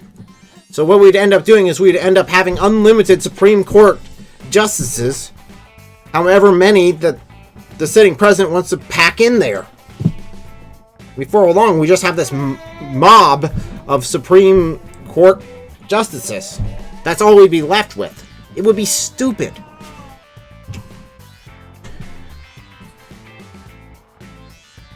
Would you support term limits for Supreme Court justices? I'd say yes, because right now they are for life. I would also, if we're going to limit them, have it where you elect what judges are there. Although having having that limit there would still be good. So I'd say yes, I'm open to it. Which surprised me because I'm in line with Warren, which is weird. But say that me. I agree with her on that one, so let's move right along. Should any individual be allowed to vote while incarcerated? Already answered this. The answer is no. Of course, Bernie Sanders says yes, everyone should vote out of the time and they should vote for me. Should citizens be automatically registered to vote when they turn 18? Again, I think we already answered this one. Although, now that they're all starting to blend into one big question after 79 questions, it's starting to become a blur. Should they automatically be registered to vote when they turn 18? No. No, because you should still have to register for the draft, and you should have the option of not registering for the draft if you don't register. I mean, you can. It is illegal, but you can do it. You give up that right to vote if you don't register for the draft. You should still be required to do that. Women do not have to do that, by the way, but that is very interesting. Should Election Day be a national holiday? Let me ask my wife. Wife! I feel like it was a trap. Should Election Day be a national holiday? Sure. That's my answer. Why not? Sure, I mean- everyone's off work to vote. Sure. It happens once every 4 years. It's 1 day off. If you want to make it a national holiday, sure. Why not? I'd be all for it. More people voting. Okay. Yeah, But what about the people who have to work the polls? Don't get off. that's true. The people that have to work the polls don't get off, but they get double pay. True. So, I would not mind that. my wife has worked the polls before, so she gets to have a little bit of influence with that one. Should Washington, D.C. be granted statehood? No. No, Washington, D.C. should not be granted statehood. In fact, that completely defeats the purpose of the Washington, D.C. The reason why it was originally designated that is took from two states. It was in the middle, and they took it from 2 states in order to make its own district. Why? So that no one state could say that it rules over all the other states. This would defeat the purpose of that. We might as well made it New York City as our capital for all the good this would do.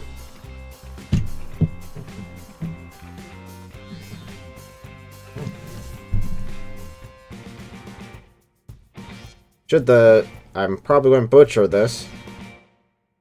Should Puerto Rico be granted statehood? Now, it is currently a U.S. province. And I would actually agree with most of them, which is if they fit the requirements of statehood, let them decide. At least let them put forth the application, and we can look at how much it would cost us to accept them as a state at that point. I would not force them to become a state if they did not want to be. But definitely look into what the requirements are, and that they would have to then pay for everything a normal state would.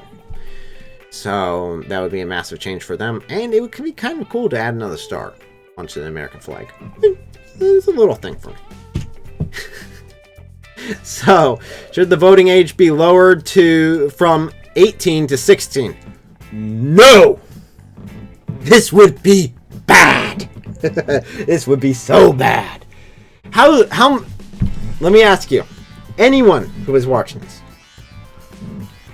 and even run down to the comments down below and put in there, did you or did you not do incredibly stupid things between the age of 16 to 18? Were you capable of making decisions that would influence the entire United States during the ages of 16 through 18? Just even a simple yes or no. You don't have to describe it. Although if you do put situations down there, I might talk about that in my next comments review.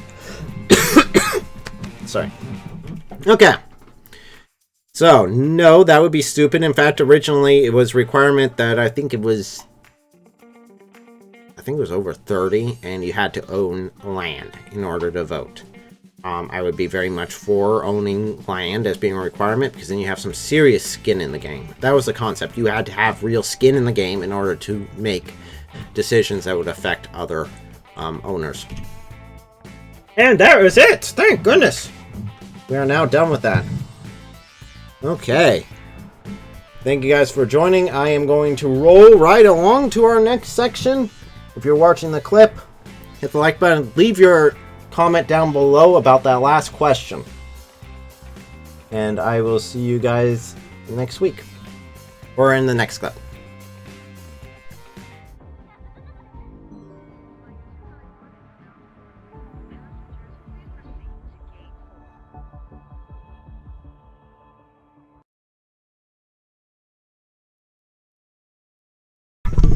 Okay, here we go with the coronavirus update. Hopefully, it won't be that bad as that little video. That was bad. I do like that game, though. That game's fun.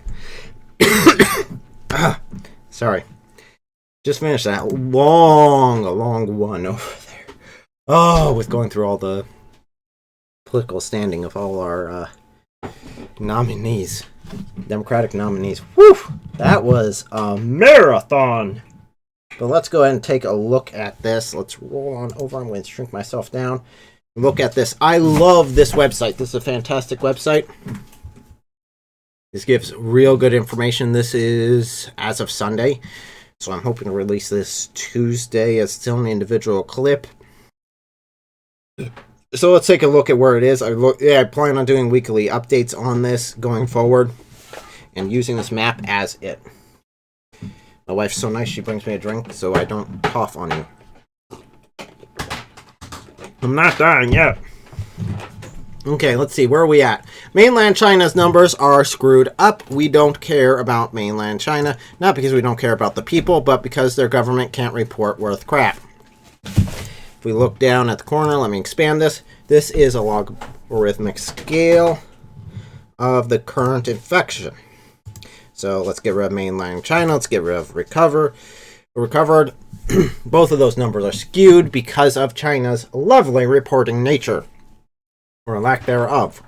So we are looking at the coronavirus. It is still increasing. This is bad. This is a logarithmic scale. If I go back to just the actual, you can see it is exponential, which is kind of scary. And we will see it jump around, counting on which countries it hits throughout the week. I do want to continue doing this again every week as this progresses, or until this dies out. If it becomes a serious threat to all of us, we'll see how long I can do this. So, the main ones, of course, China, but we don't care because those numbers are screwed up. We are seeing some in the United States. Europe is being slammed hard right now. I mean, just absolutely. At the beginning of this week, we saw Italy get infected. There, let me put a box around it. Italy get infected. It is now over 1,000 infected, which is really bad. So they have a lot still remaining as far as their case, as far as the cases go. Let me expand the main map here so we can take a look at just the world itself. We'll go through some individual countries, see where we stand, and then we'll compare those numbers next week to this week and see where it goes. And I'll put this link in the description of both the clip and the live stream so that you can, if you want to, you can go look up this map yourself and keep track of it. And let's go ahead and hit. You can start seeing it down in Australia, which I know that there's at least a couple down there last week, but wow, that started hit. So let's go through the major ones that are currently suffering, the major nations that are currently suffering. We have South Korea which has huge issues right now. We have confirmed cases 1,112, so well over 1,000 confirmed cases. We have recovered only 30 total recovered, 17 deaths, so not a lot of death. Unfortunately, that's still really high compared to the recovered numbers. In fact, there is a couple of... Oh, that was the wrong one. Okay, that explains things. Okay, that makes a lot more. I've clicked on the wrong one. Not the one that I was telling you. The one that I was telling you was correct. South Korea, right here. The one I was telling you still was selected on Italy. Italy next. We currently have... let me go back here. I'm sorry, those numbers were wrong that I was originally telling you about South Korea. I apologize for that. South Korea is currently at 3,526 confirmed cases. Now, these are the cases that have been tested and confirmed. Currently, there are 17 deaths, 30 recovered. Existing cases, we still have 3,479 of them that are currently sick in South Korea. North Korea, of course, we don't hear anything from, and we probably never will. We'll probably go in there and there'll be a ghost town. Those poor people. King Jong-un is not in favor of looking weak in any way, shape, or form. Okay, flashing over to Italy. Italy has, select it. There we go. Okay, 1,128 confirmed cases. We have 29 deaths so far in Italy. Actually, it says 29 on one side and it says 30. Forget it. 34 deaths. In one side, we have 83 recovered, which is fantastic. But that still seems about half-wise. That's not, of course, the death toll. It's not 50-50% people that die, but this is so far not looking so terribly pleasant. Okay, flash over to Iran. Iran is not doing so good. Might be because your prophet told people to drink camel urine as part of the cure. Or maybe you should lick each other's fingers more. Make sure you suck the blessings off those fingers. That's why they're having coronavirus issues. They're not sucking each other's fingers enough. If you don't believe me, look in the Hadith and the Quran. You will find these references, unfortunately. Hygiene was not something that the great God Allah gave us in any way, shape, or form. Freaking morons. Okay. So the confirmed cases that we're seeing are 1,128. The deaths that we are seeing as of now is 54. We have 175 recovered. Going down to Japan. Flashing over to Japan, we have 978 confirmed. We have only 5 deaths. France, earlier this week, I definitely took a look at France itself. And we were... Let me just check something here. Get back to France. Okay. France. Earlier this week, like I said, Italy got it. France did not yet have it on this map. As soon as Italy got it, I looked at it and said, oh, the EU's gone because they got open borders. So this thing is going to spread like wildfire through Europe and going to be bad. And so far, we are having a bit of an issue with it, aren't we? Yes, we are. Open borders are such a blessing to everyone. Yeah, sure. So we have 130 confirmed cases in France. We have 2 deaths and 12 recovered. In Germany, we have 117 confirmed cases. We have 16 recovered and 0 deaths. Thank God for that. Flashing over to Singapore, we are at 106 confirmed cases, 72 recovered, which is really high. They're really doing good there with the recovery. Now, again, these numbers are not representing everyone that is infected within the nations that we're talking about. These are only the confirmed cases, which means that they have been tested and it came back positive. There could be many that are either asymptomatic or just get a very low, have very low case of this that they never seek a doctor for. Because, like, for example, if I had a cough, I wouldn't necessarily go to the doctors for a cough or a common cold. I wouldn't. So, as I drink orange juice. I gotta keep my immune system up somehow. Okay, Hong Kong. Now, I do respect Hong Kong's numbers a little bit better. But not completely. But we'll go ahead and look at it. We have 69 as far as Hong Kong goes. We have 2 deaths and 36 recovered. Something I've noticed between all these nations is there seems to be a very big change between them as far as recovery goes and deaths go. There doesn't seem to be a constant rate between them. In Spain, we have 0 deaths, 2 recoveries, and 76 infected. Ooh, Nelly, this has gone off since I've seen it because this one hits a little closer to home. It's the United States, of course, and this will be the last one I touch on. Just because after this, it starts getting into very fine numbers. I might eventually look at these very fine numbers. But as of today, I'm not going to look into those. Right now, Oh, shoot. Sorry. I've not seen this yet today. This is completely new to me. We have 76 confirmed cases in the United States. We have 7 recovered. We have one in Seattle that has died of it. I'm not sure if that was because he got it somewhere else.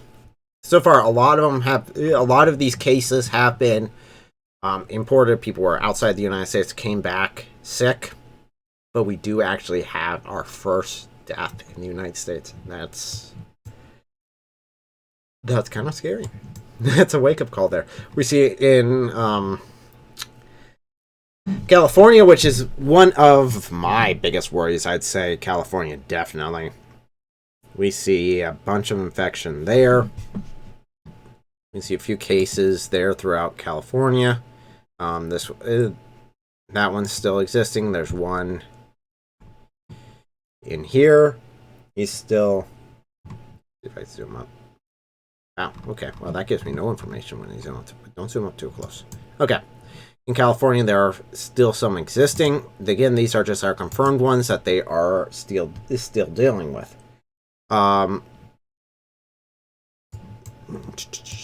As we go across, there is down in Mexico. There are 4 confirmed cases, 4 still continuing. Not California. Jeez, my brain's going a bit loopy. In Canada, we still have a few cases there, not nearly as much as the United States. Mainly down in Ontario, down here. Oh boy. So we're going to keep up to date with this and keep this flowing. Keep you guys aware of what's going on with this as it expands. Do you guys have any plans for the future as far as if this becomes bad? I know that the media, the social media, and everything else, the news, is really ramping this up to be some sort of massive disaster. It could be a major plague that's gone through. We've been really spared as far as our times, as far as any sort of massive plague. We have not had one in many years that has stretched nearly this far. And definitely if it really picks up over the next couple of weeks. Let me know down in the comment fields down there. Leave a comment behind what your plans are. What happens if this starts hitting your area? What are you going to do? If you are currently struggling with this in your area, what are you doing to protect yourself and your family? Please leave your comments down below and let me know one way or the other what you're planning on doing. As for me and my family, luckily we are not seeing anything around us right now as far as anything close. But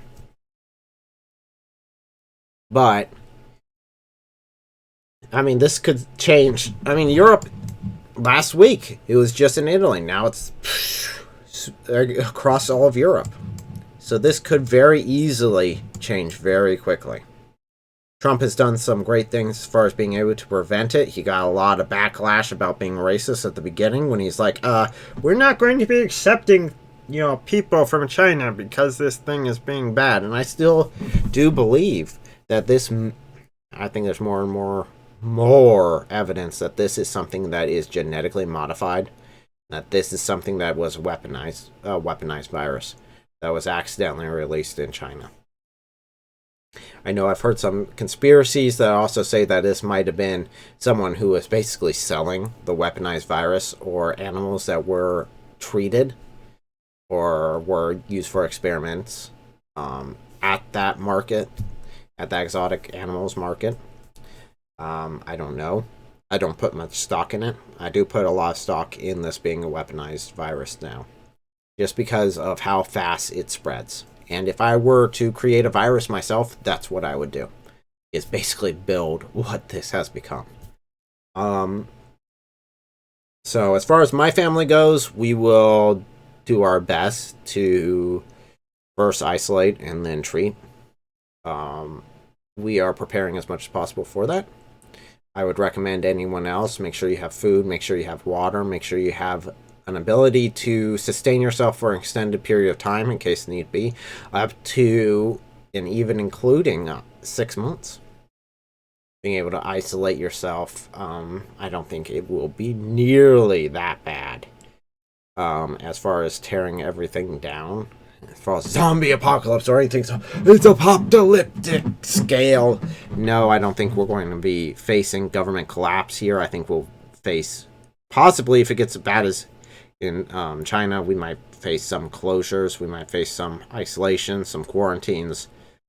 I don't think it will be nearly as bad because we have had the advantage of having weeks built up to this where China has not had any amount of time to go for a cure.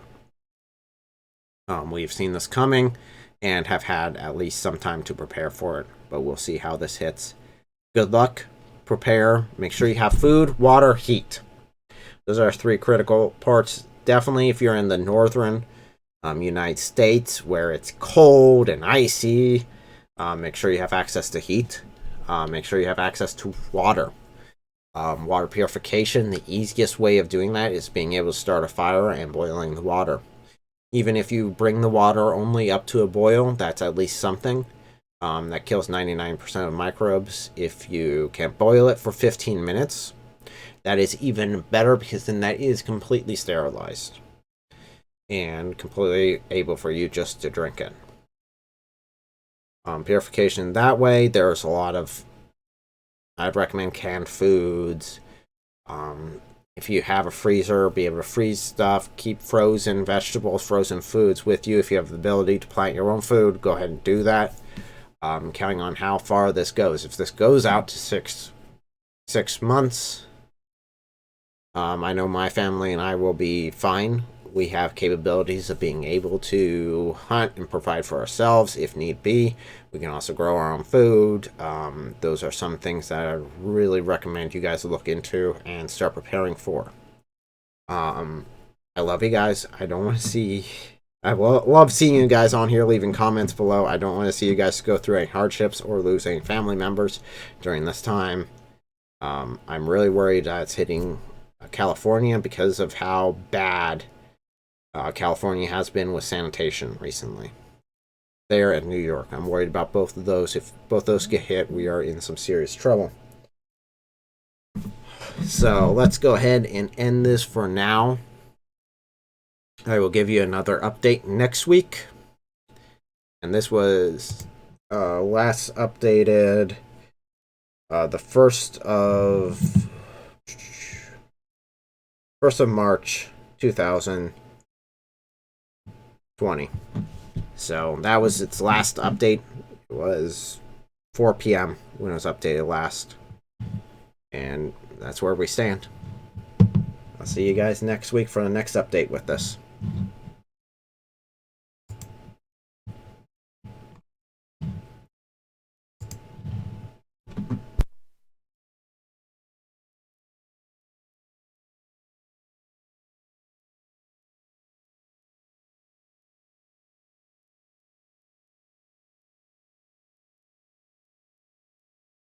There we go. Okay. Sorry. Wrong button. Wrong button. Oh, no. False start. Okay. We're all good. We're all good. We're good. I forgot to unmute. Oh, no. The doggone mute button whenever I'm doing the intros. It always gets me. Okay. Sorry. A bit of lighthearted for such a dark concept that we are dealing with here. So death. This is definitely something that's hit close with my family this year. I'm sorry to say, but it might be that a lot of families might have to deal with this with the coronavirus going around. Earlier this week, I did release, as you saw, another clip of it. I'm continuing to talk about it right now on this live stream after giving an update on it. But as far as you, ladies and gentlemen, how... death. I mean, this concept of death, walking through that door, entering into that. As Christians, we believe that there's life after death, that we will either enter into the kingdom of God or we will have to pay for eternity separated from Him in hell. And that is not by God's decision as far as us being separated, but by our own actions and the repercussions for our actions here on earth. If we either accept Jesus Christ as our Lord and Savior, we enter into heaven. If we do not, we end up entering into we enter into hell. We see this in John 3:16, which is by far one of the most quoted verses. For God so loved the world that He gave His own one and only Son, that whomsoever believes in Him shall not perish, but have eternal life. The eternal life does not mean that we live here on earth forever, but we enter into that eternal life, that eternal relationship with Christ, with God. At the end of our lives, we enter into that. We are restored back to what we were originally designed to be back in back at our creation.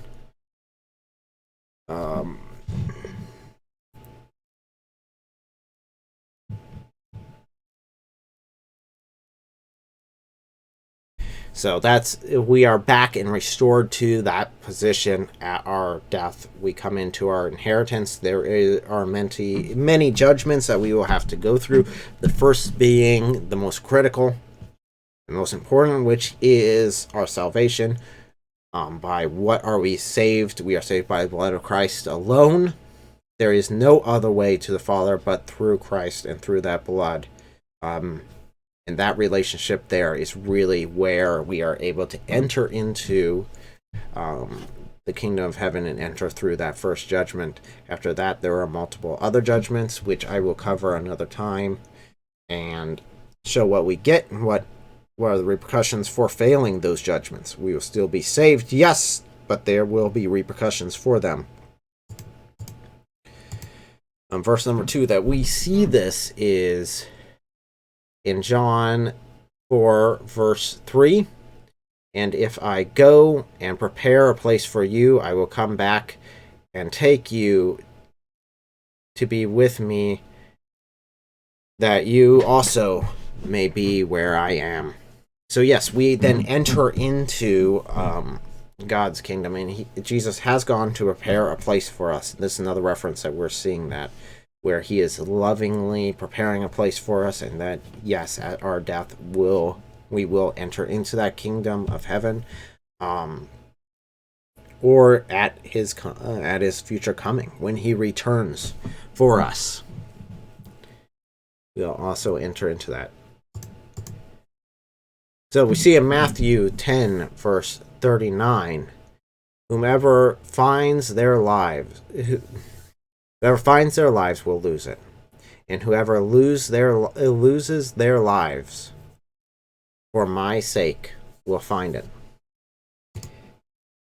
So losing your life for Christ's sake, you will also find it. So, basically, the Christian view of life is it's a doorway.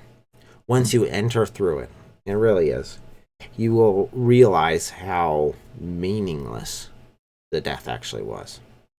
How much fear and how much worry is put upon death is once we enter through those gates, once we enter through death.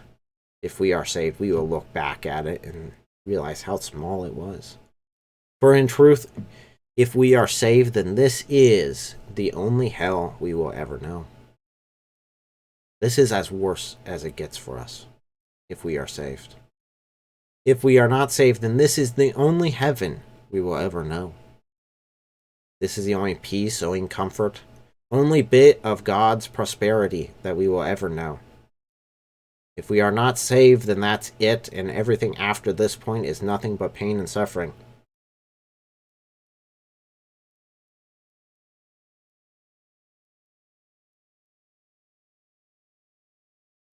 So,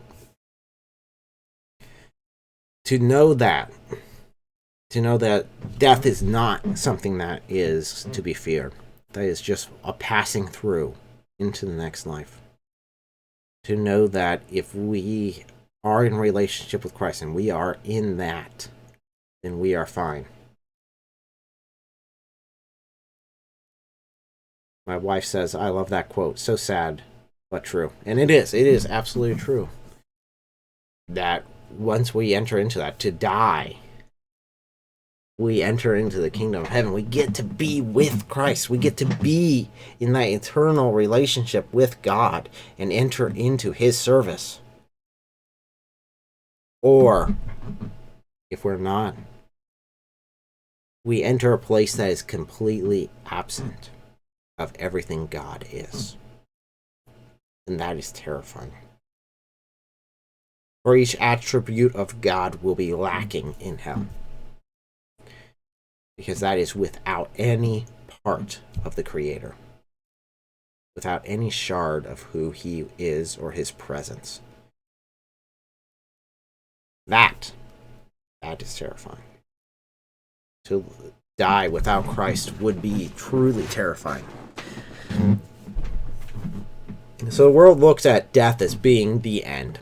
There's nothing past that. In fact, I was even with a great aunt. I'm not sure if she's saved or not, but it looked like to me that she saw death as being the end.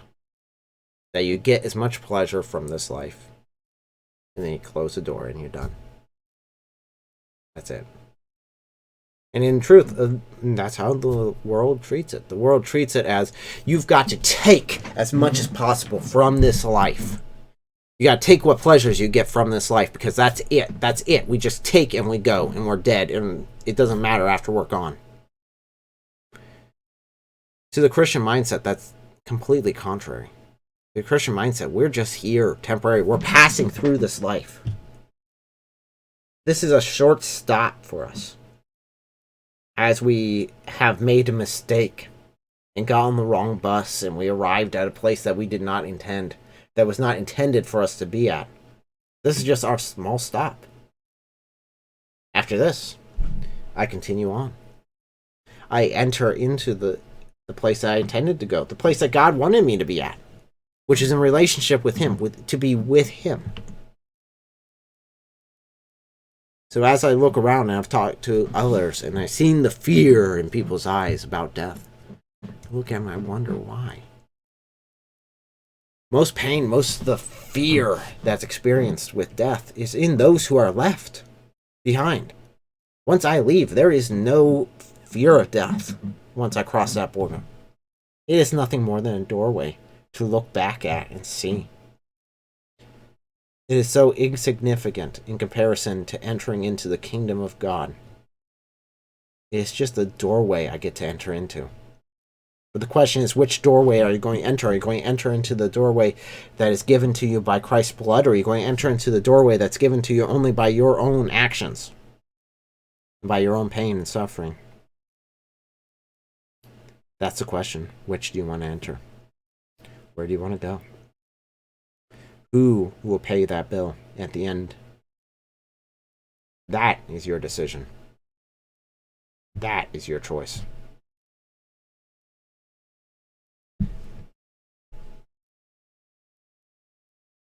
If you have a deep fear of death, if you're worried about that grim reaper standing over you, remember who you serve. If you are a follower of Christ, you have nothing to fear. Because, to tell you truthfully, death will be the end of your suffering and the beginning of the greatest adventure you have ever imagined. But if you are living in this world as a lost person, then you have no refuge, no comfort in death.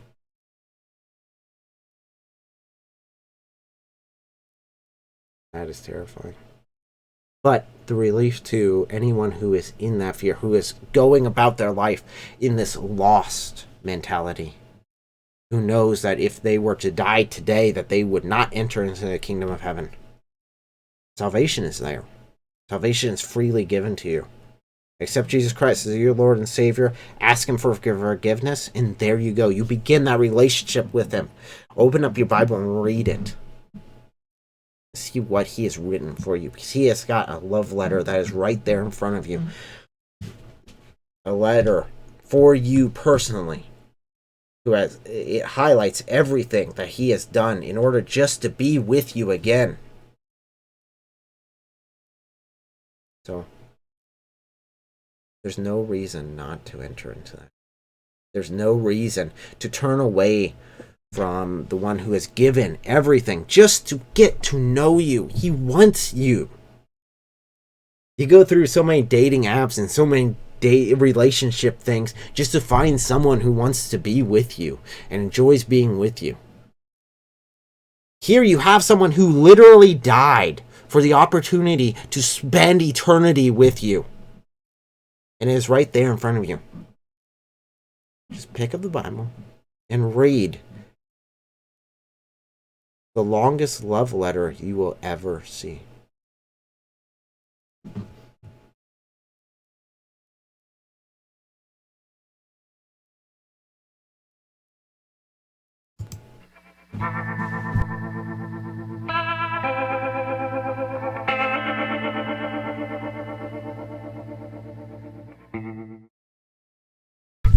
And here we go with your comments once again. I don't know why I'm in the middle. Why am I all the way over there? I shouldn't be over there. Okay. We are at our last section of this marathon. This is by far the longest video I have ever made. Oh, it was late when I started, and now it's definitely dark outside. Okay, let's go ahead and take a look at your comments this week. I have been very, very, very much looking forward to some of these comments. Let's go ahead and highlight there. This one. This one's from a video I did, which was about the Boy Scouts last week, the Boy Scout bankruptcy that they're going through. And I was looking at it saying, too bad someone didn't call this. Hint, hint. When I left the Boy Scouts, I definitely let them know that this was where they were heading, but they did not want to listen. Oh, well, say la vie. Oh, he said, they say that it's too bad. I learned so much during the... I'm sorry. It's been a long day. I've learned so much being a Boy Scout as a youngster. Never would have climbed a mountain or learned to make a fire with 2 sticks. Actually, well, you could use 2 sticks, but long story. And 2 sticks in my bare hand. Okay, that makes a lot of sense, right? I just thought that was another break in there. And my bare hands. That's something else. No, 2 sticks bare hand. Yes, you could do that. You could. It's a pain in the rear end, but I've done it. It's a bear and a half. Sadly, few bad apples.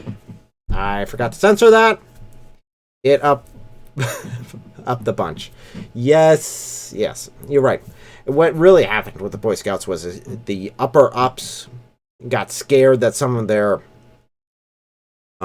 financial supporters were pulling and folded to the leftist movement, the LGBTQ silent FU.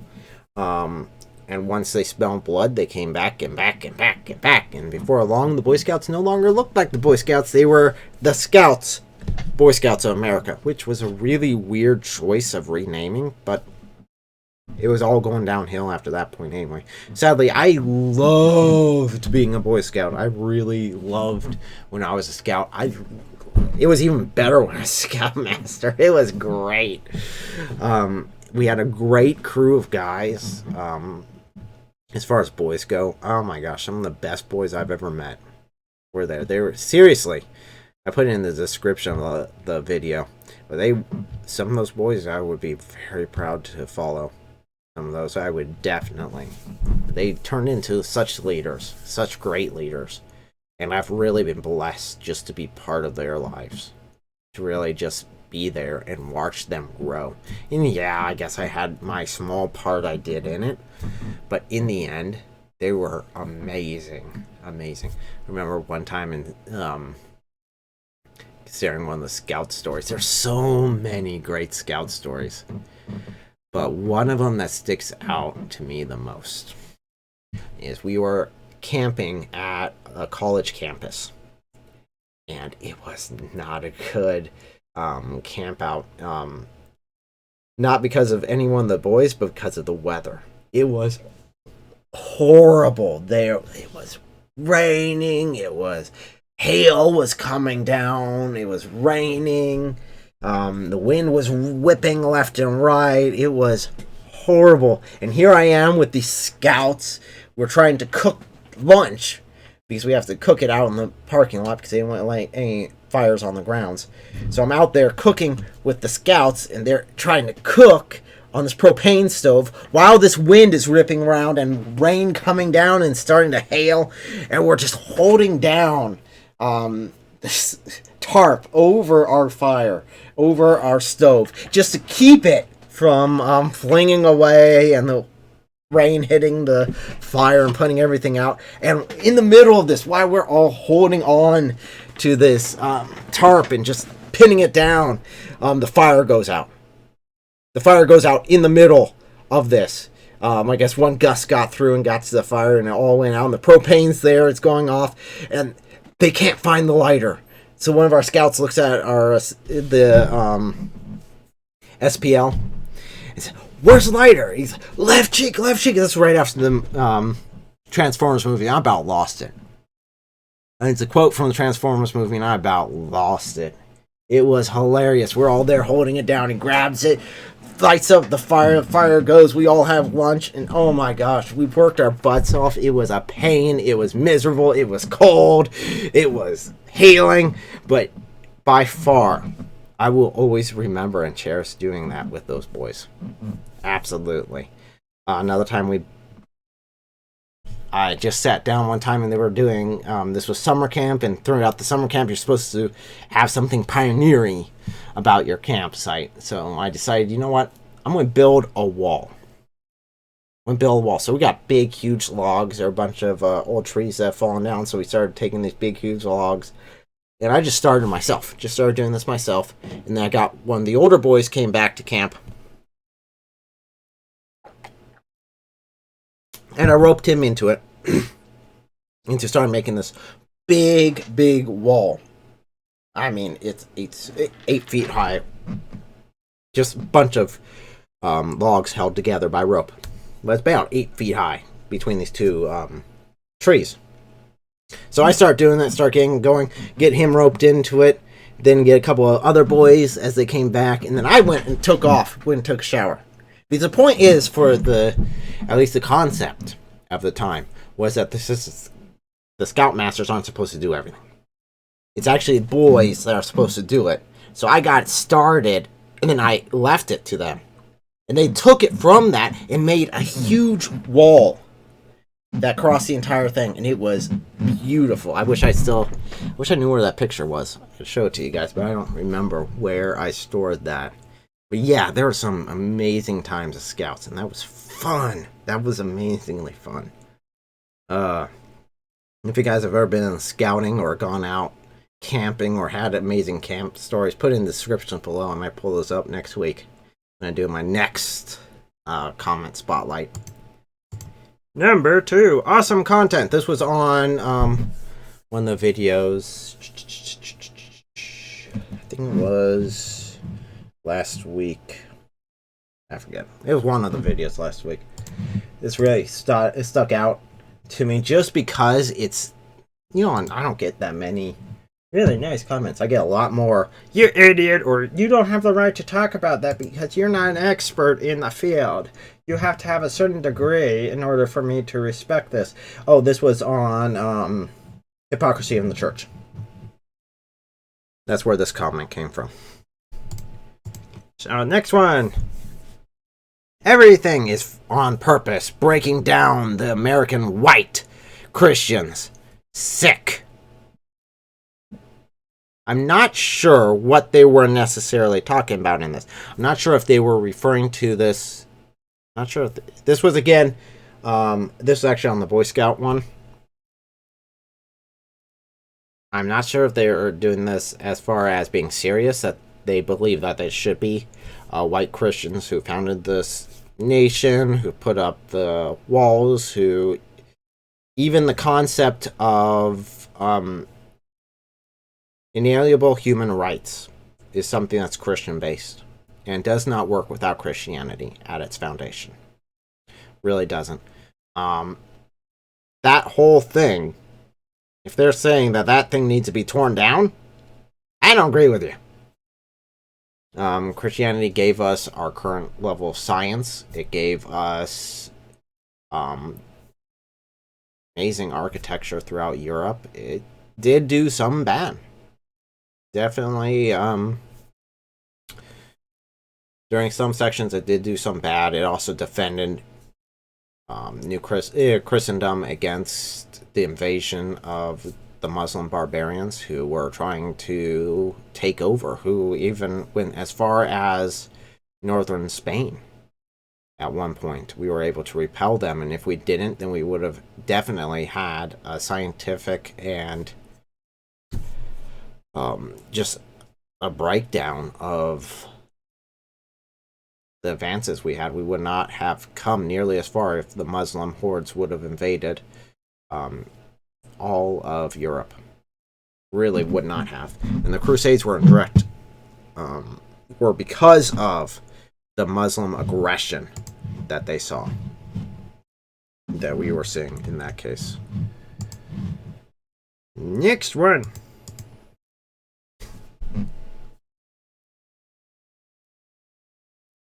Okay.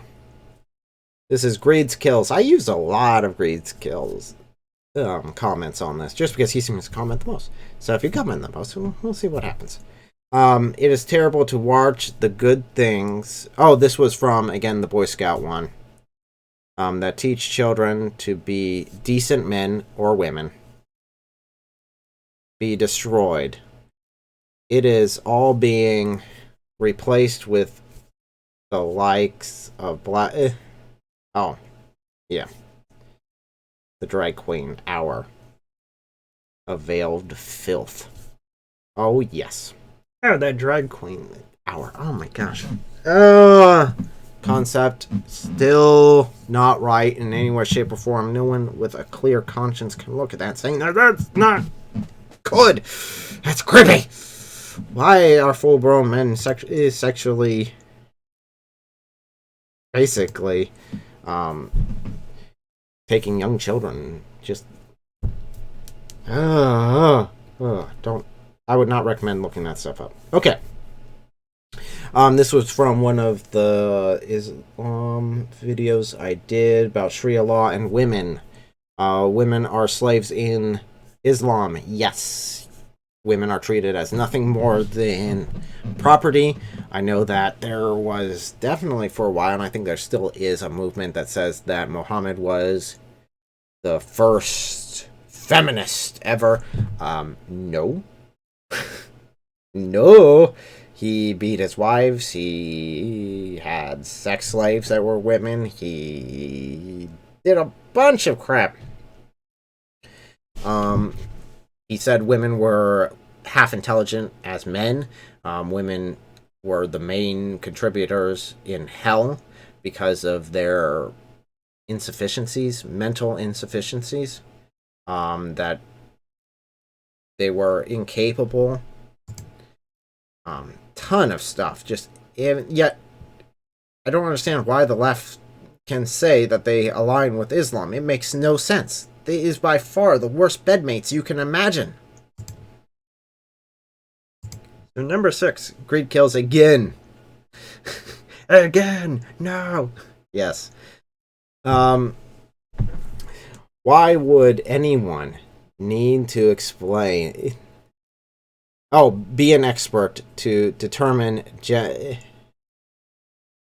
transgender is straight out of Satan. Straight from Satan. Yeah, that is in response to this one here, which I did last time on my highlights last week.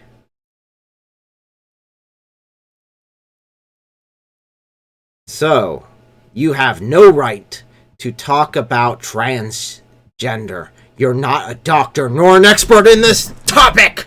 As if I need to be in order to know this. And Breed Kills is right.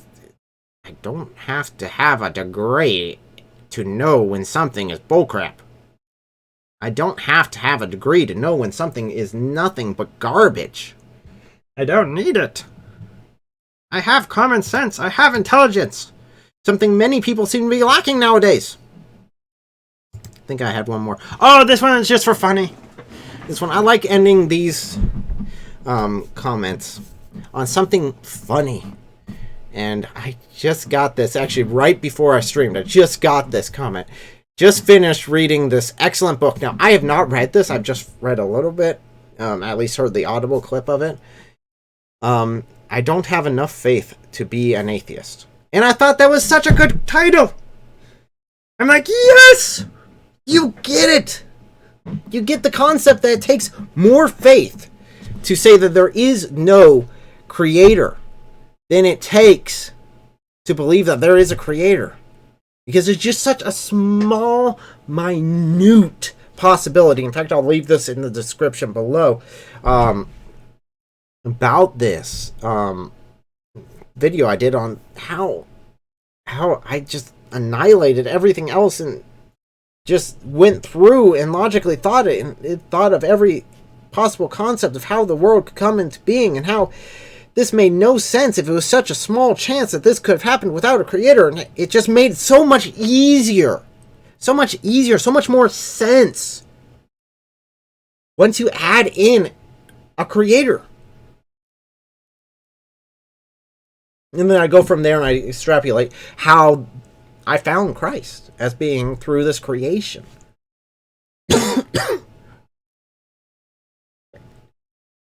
How once you realize this universe and how this universe works and how it's logical and how everything makes sense, that then a logical God has to be part of it. And I'll leave that in the description because I'm not going to rehash the entire video. But I do so love that video. That was one of my favorite ones to make. So thank you guys so much for joining me. And let's go ahead and say goodnight finally on this one.